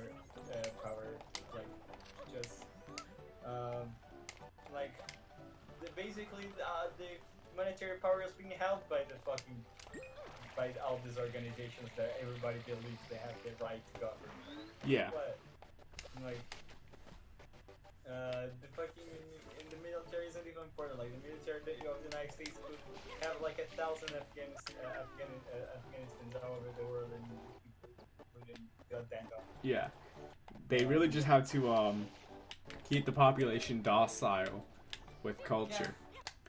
Yeah. And that's basically what they try to do with have George Floyd on the murals of Kabul, or like have like trans or whatever, or like Yeah, it's very funny because the same way that this kind of power works the same way as fentanyl works, or like cocaine works. Yeah. Like any other drugs like that, because like it works by making people think they matter when they don't. But they always want to think they matter more, so they always want more of it. Yeah. Which is like an illusion of mattering that keeps people going to the Black Lives Matter routes. And keep going to the, because like that is like, if you ever like, did you wrote a letter for why do you want to enter the university? Yeah. Or have you read any letter from a Diversity hire. Yeah, for a person wanting to enter the university. How's that called? How's that letter called? College acceptance, or college. It's not college acceptance. It's college application letter. Yeah, when you are writing a college application, what is the vast majority of students write? They write about racism or whatever. No, yeah. They basically say, I want to make a difference in the world because I want to solve all these issues and I want to help solve all them. But they like wanting to make a difference is basically saying I want power. Absolutely. Absolutely. That is 100% the same thing. Like, power is the ability to like make a difference. It's the same fucking thing. Yeah. Like, that's the fucking definition of it. So, if they lose this, and it's something that all the mammals want, right? Because like people want to make a difference because you want power, and you want power because you want to. Because power is good. Yeah, power is good because you want to do good. Because you want a hegemon. You want, you want to exert your influence. You want to exert your hegemon. You want to do good, right? Yeah. And of course, you want to do good, so you do power. Yeah. Give me a second. Absolutely. It really is just about hegemon. It's about, power. And even with this, it was like, and I forgot who it was, but it's like when I think about like who was it? Oh, I think it was Nietzsche. He says that I could be wrong because there's so many philosophers on my mind, but he basically says that that philosophers they don't do this, they don't search for the truth because they want to find the truth and it's a noble cause. No, they want power.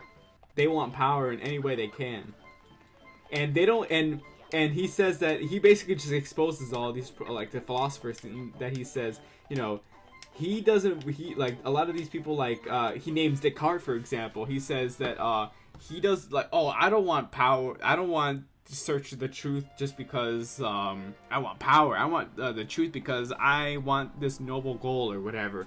But Nietzsche just basically just calls him out and says, no, you're just looking for power. You're looking for power, but you're just saying it differently.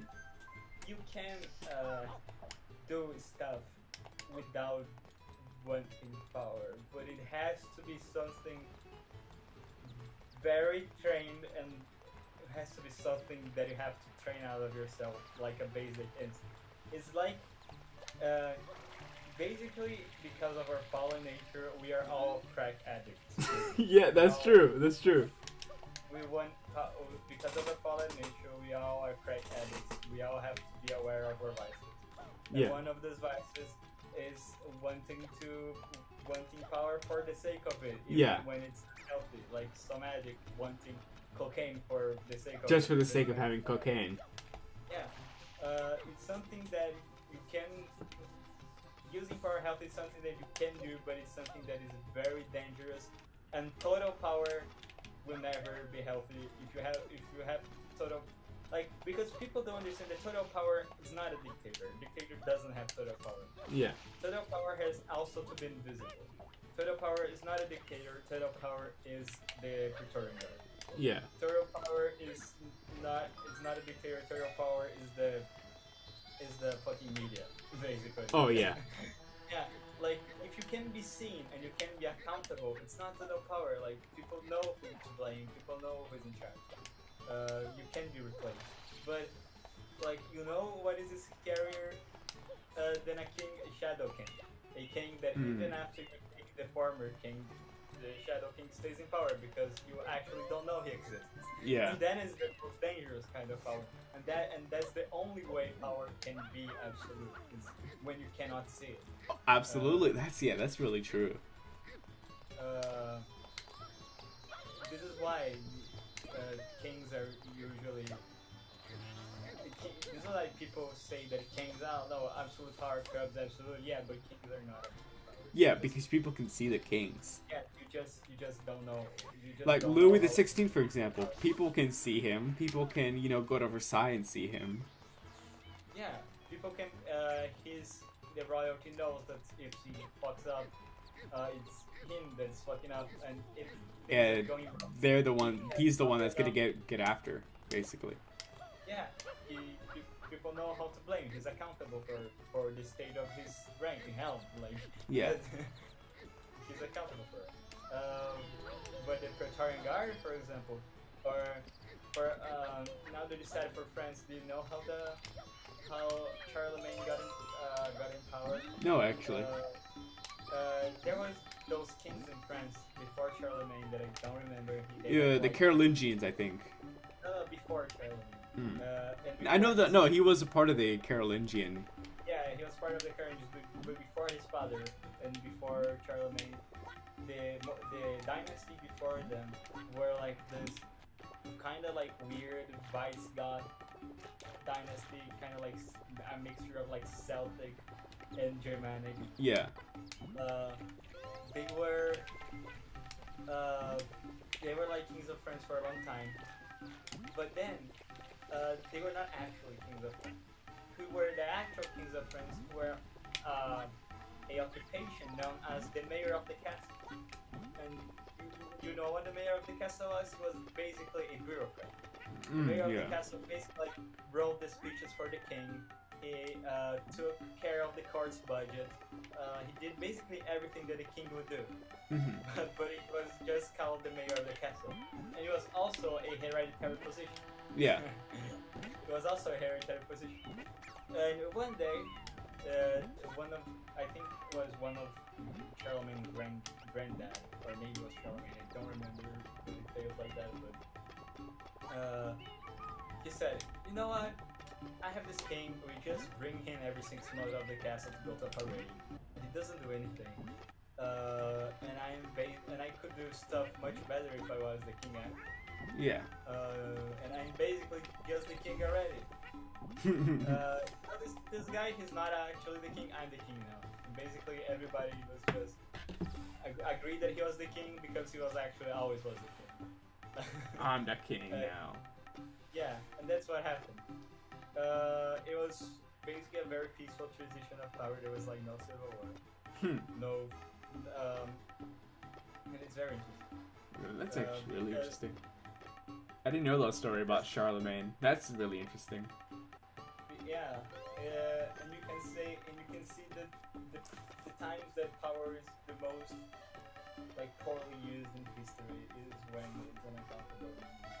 Yeah. Like all the, that's basically what Lord of the Rings is kind of about, because, or one of the things that it's about, because the ring is basically unaccountable power. You can have it, but you're going to become a fucking caricature of yourself, and you're going to become horrible. And even if you want to do good, it's just going to fucking destroy your soul. Yeah. Like, I don't know if you watch Lord of the Rings, but there's a beautiful scene, one of my favorite scenes in all of cinema.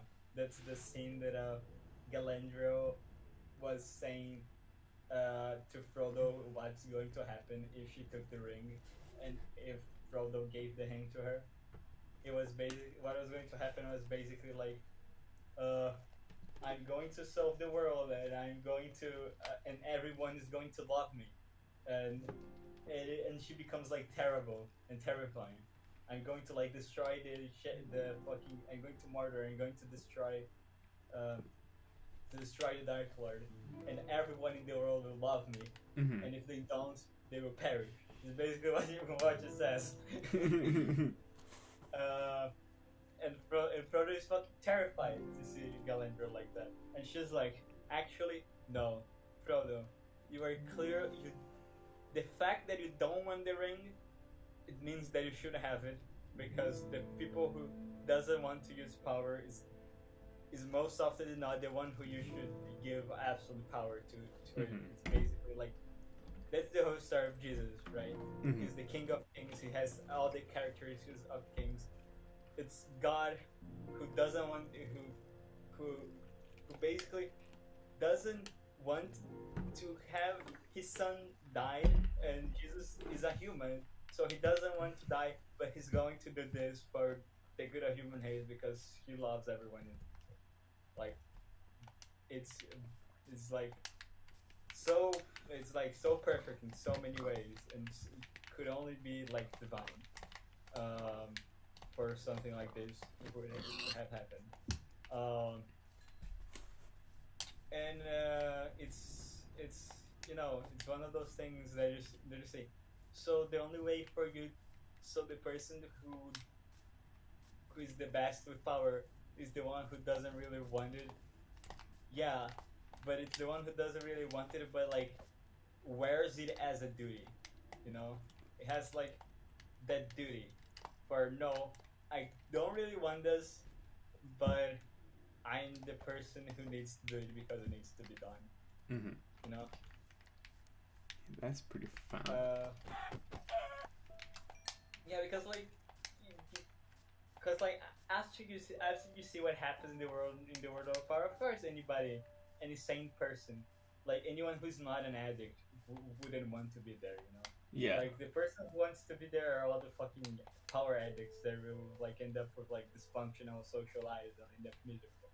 The healthy people like will want to like to just have a normal fucking family, you know? Yeah. Like appreciate what they want and like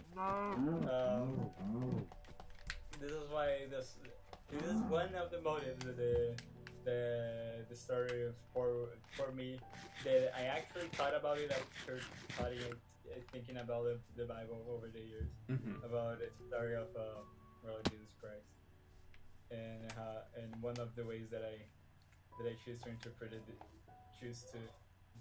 which is quite a biblical interpretation of it, at least from the perspective of the Christian philosopher that I am familiar with. There's Augustine. Mm-hmm.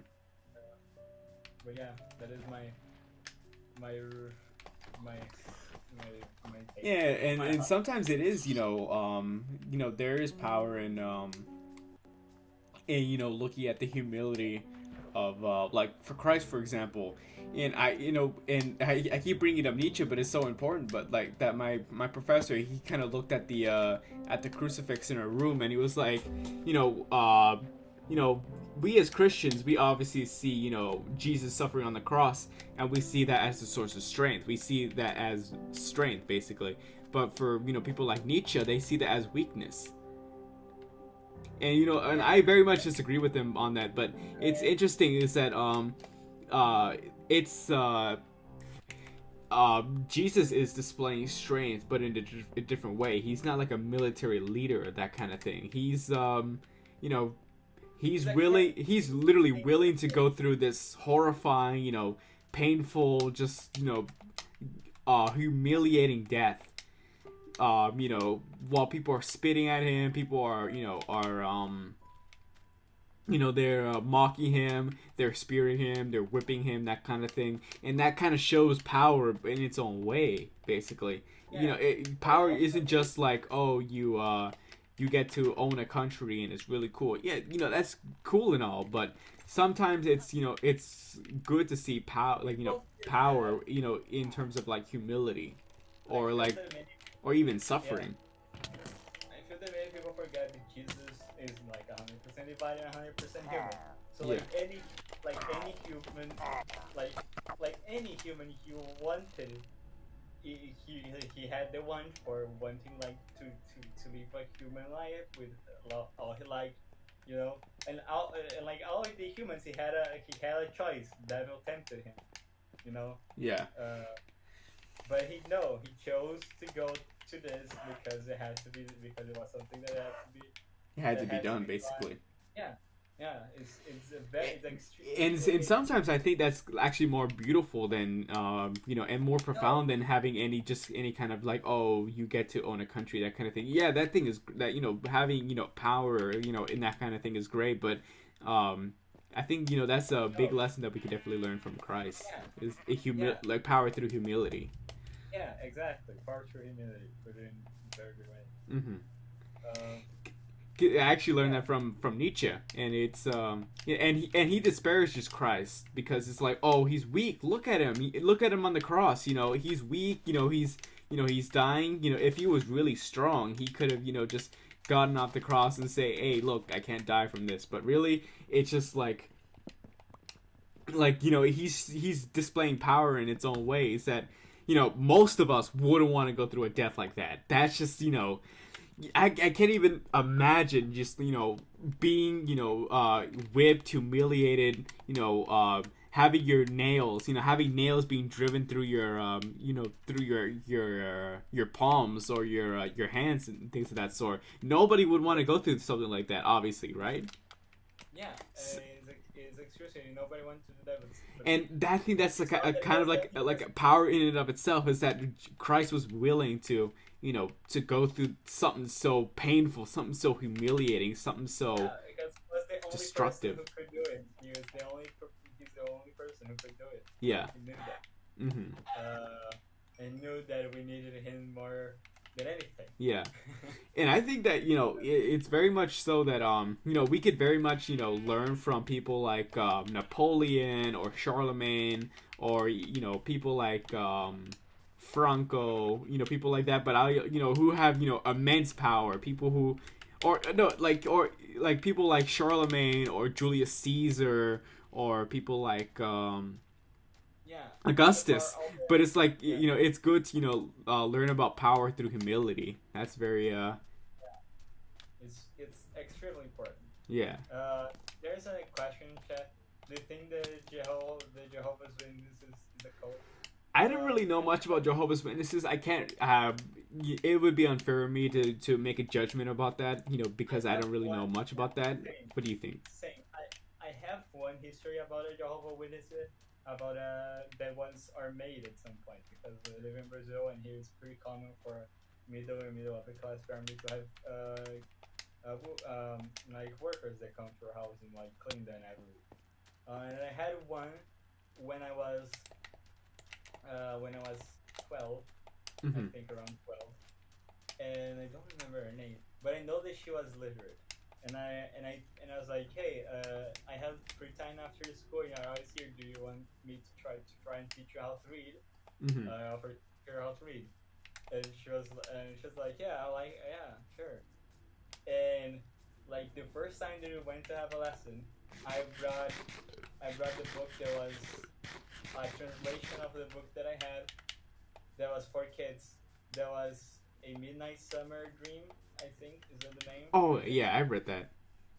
Yeah, I had a children's version of that book. Hmm. There was a very simplified version in Portuguese, but it has very pretty illustrations. So I was like, okay, she doesn't know how to read. I started with that. And then she said, "Oh, it has fairies. No, I cannot read it because it's magic, and my religion prohibits anything with magic." And I was like, "Yikes, dude! Like, come on!" And then she never showed up again, and it was like, "Oh, it's Yeah. pretty sad." Sad. So yeah, that's my only Jehovah's Witness story. experience. Yeah, Another like I know. Yeah, didn't Jehovah's Witnesses, they started in the U.S., right? I could be yeah, wrong, but it's weird because like it was yeah. like during the Holocaust, like there were a lot of Jehovah's Witnesses. It was just like I guess people who were being evangelized in Germany and elsewhere in Europe that it was like, hey, look at this American fucking thing. Isn't that cool? Let's start that or whatever. Let's do that over here. Yeah, there was a point that America started gaining more prestige around the world. It was around the time that they, because there was a point that like America during the Gilded Age, it was like China basically, like it is nowadays. Like Europe thought about America like we think of China. Yeah. They thought everything because what happened around the time? Everything is extremely corrupt. Everything gets done very quickly. Yeah.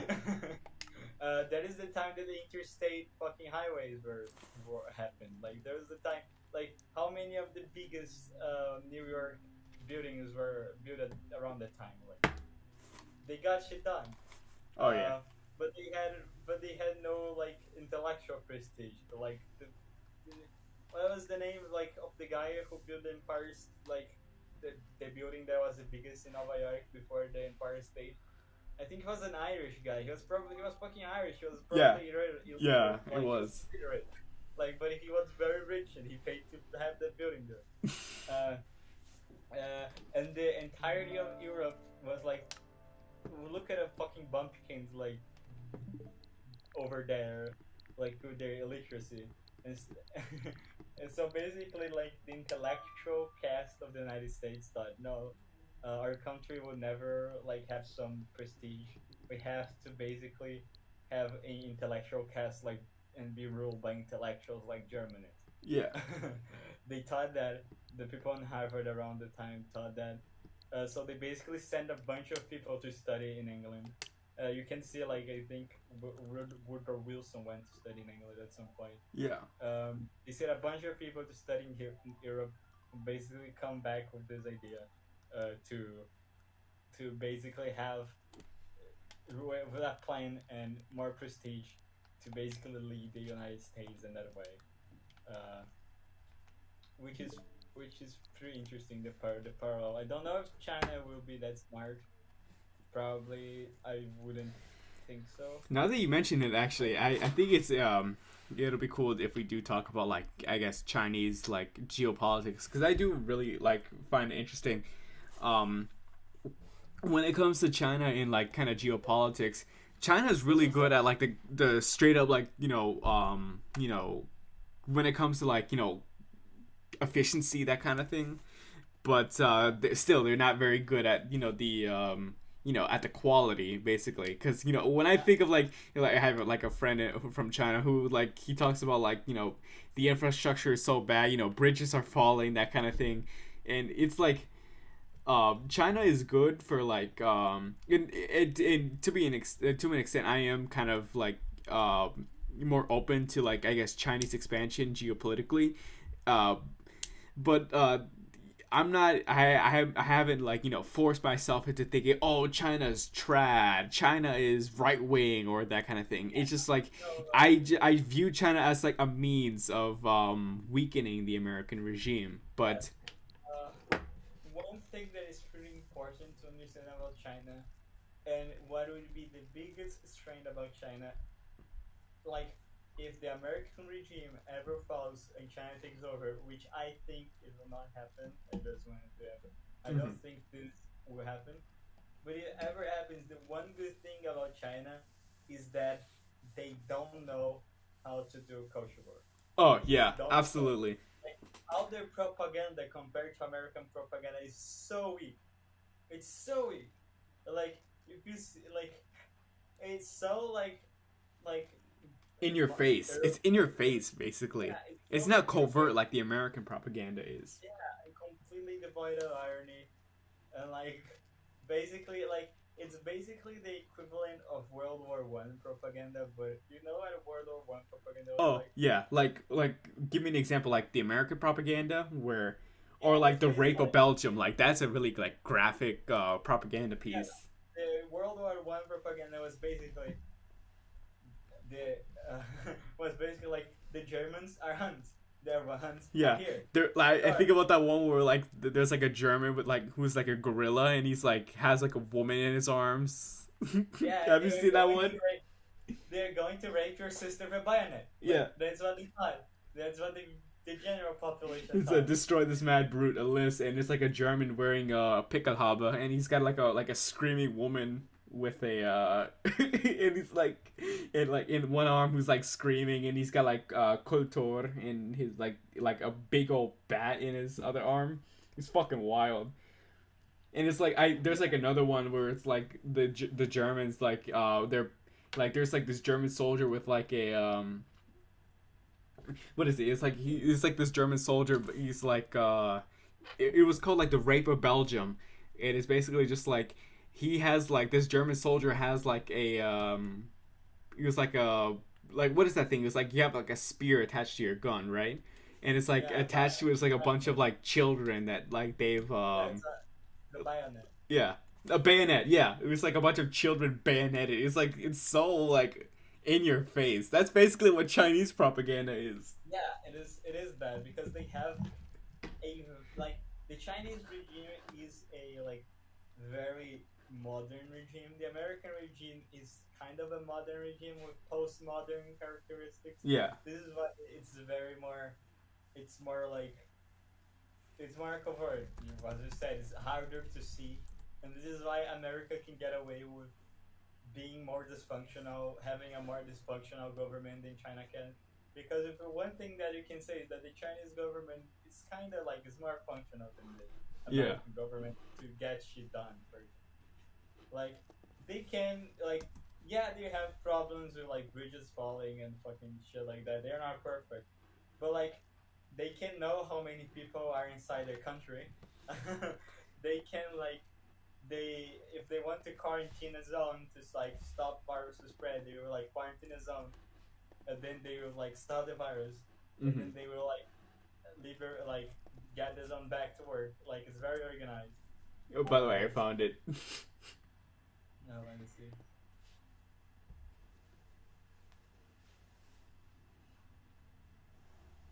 God, That's it's so so brutal, right?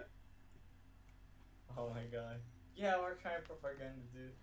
Have you seen a movie called Hitler Lives? Hitler lives. Let me look it up.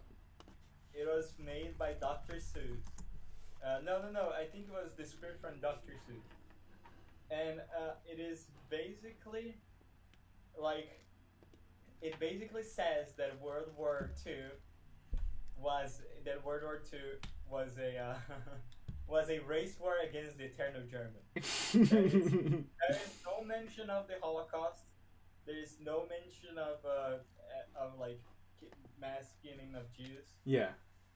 There is it is basically like people at the time forget that the Holocaust was like a military secret. Nobody in the American population knew that the Holocaust. Oh yeah. There were you know rumors like hey you know this is going on but you know nobody had the idea like for example like somebody in my Holocaust class is like how could people in the American government not know there were people that were saying that there were gonna be killings of Jews but it's like even like you know in 1946 after the war they still did not understand the magnitude of what happened. No, but you know why? What Why? happened? There's a very good story. Uh, in World War, and it all starts in World War I, and it starts with American propaganda kind of backfiring. It's very tragic but very funny. Hmm. Uh, like in World War I, there is this characterization of like German. Like there is this very heavy public like propaganda campaign against Germany from both the Allies and the like from both like England Central and Powers, America. Central Yeah, Powers, and the yeah, Triple against the Entente. Central Powers against the Central Powers.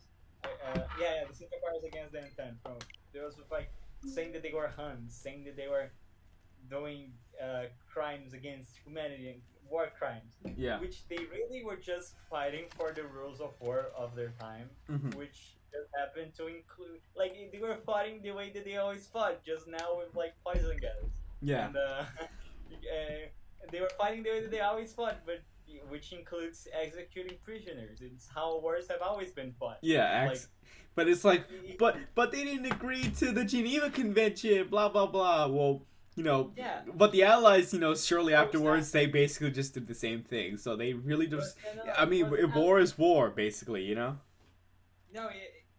they were fighting for the rules of war that they were always fought for. Yeah. Like, And the these Allies knew were. that too. That's why they used mustard gas right after the Germans did. The Geneva Convention wasn't it after World War? I think it was I could be before. wrong, but it was like these pre-war conventions that laid out the quote-unquote No, rules to war. I don't think that they ever signed anything. Like, It was just a they bunch of conventions, basically. uh, but like, I doubt that they broke any. Like, I don't think that they broke any. I think that the Allies just basically Just said, made it up. just yeah, they literally just made a bunch of crimes that they did up, and to make sure that they wouldn't that they would be punished. But it ended up being very harsh, and even the allies at the time, some of the intellectuals knew that it was very harsh Yeah. what they were doing, and it was not fair with Germany at all what they were doing. So between wars, there was this like very like big push of the intellectual community to say that German to agree that German had been treated unfair after World War II because they were. Uh, uh, so because and they were like many other things that they made up, man. They made up. They were like putting like all kinds of people in concentration camps in World War One and World War Yeah. Two. Like But they really, just made. yeah, I'm sure you probably know that the Americans literally put Germans in concentration camp in World War One, Yeah, yeah, and they just made a bunch of stuff up, and and not to yeah, mention that they would like massacre Dautians and shit like that. They would like ban German breweries and shit like that. Like whatever the Americans did was far worse than probably yeah. what the Germans ever did in World War One. Then when World War Two came, and eventually they start doing that, Yeah. and eventually they start doing that. They are kind of fucked because the same story is not going to fly twice. We cannot like say that we are fighting this war because they are killing the Jews. Nobody's going to fucking believe it. We already tried this once in the past. Yeah. Like we already lied once. And So it's like Boy Who furthermore, Cried Wolf, basically. furthermore, furthermore, Hitler is saying that he's fighting the war to free his country from the Jews. Yeah. We cannot agree with Hitler. We cannot go there and say, yeah, you are right. We're going there to flee the Jews. We cannot do that Yeah. because we so there's like this massive irony Yeah. in the entire like publication of the war, in which like there was this story of a I I don't remember what's his name, but he was a Jewish uh, prisoner that fled from German to from a camp from German to New York, and he went to a Jewish press in New York, and he said, "Listen, there are a bunch of people dying there. Mhm. They're doing concentration camps." And he said, "Look, we can't publish this story, otherwise, like." We cannot like say that what he's doing is true. Like we cannot do this. Like, uh, like we cannot say this. This is a military secret. Cannot go public. Mhm. Uh, because they also forgot that the Jews that they were killing in Germany were mostly uh, Sephardic Jews. They had this language called Yiddish. They Mhm. were like Yiddish speaking Jews, and the Jews that they were had in America, they were mostly like High German Jews. Yeah. They had like the Jews at the time were like came to America way before that. They had like English names. They had like very like English names, and they just adopted English names. Mhm. Like they were basically like they were culturally Jewish, yes, but they saw like the Yiddish speaking Jews as some like embarrassing cousin, and like some people that they don't want to be associated with, like so basically this kind of Jew basically saw this other kind of Jews, basically as subhumans also. Yeah. Because like when they immigrated to the United States, they live among the Irish, and like Yeah. and like they had like weird fucking names like that they don't make sense. Like if you see any kind of like Jewish name that sounds obviously Jewish but trying too hard to be English, it's basically like a Yiddish speaking Jew. So they really didn't like the Jews that German were killing that much. So they didn't even try to like the press didn't even try to like make it a thing, you know. Which is very very funny and tragic when you think about it, because it just kind of backfired. Like everything that America did in the war and in the war before that kind of backfired to make German kill the Jewish people. Yeah. Like Hitler wasn't thinking about doing the Holocaust before. I think that's basically like 100% of knowledge between the historians nowadays that the American intervention in Europe basically led Hitler to like start doing the Holocaust. Because like if you read Mein Kampf, he didn't mention like killing the just once. Like he probably wanted to replace him or like send them somewhere else, but he never said killing him or anything about killing them. Like there are people who work in an SS were like half Jewish, for example. Oh yeah.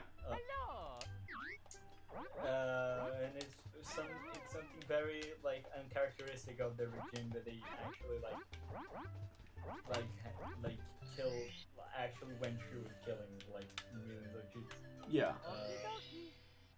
But so yeah, I kind of have to go now because I have to sleep because I need to wake up early tomorrow.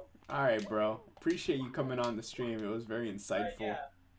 Always appreciate talking to you. It's always a good time.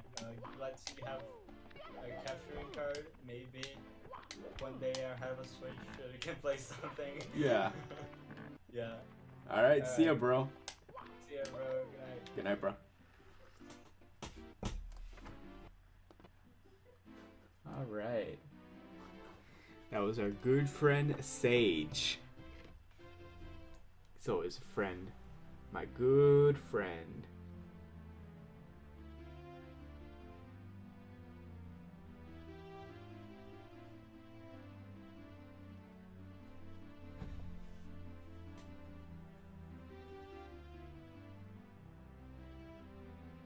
I'm tired.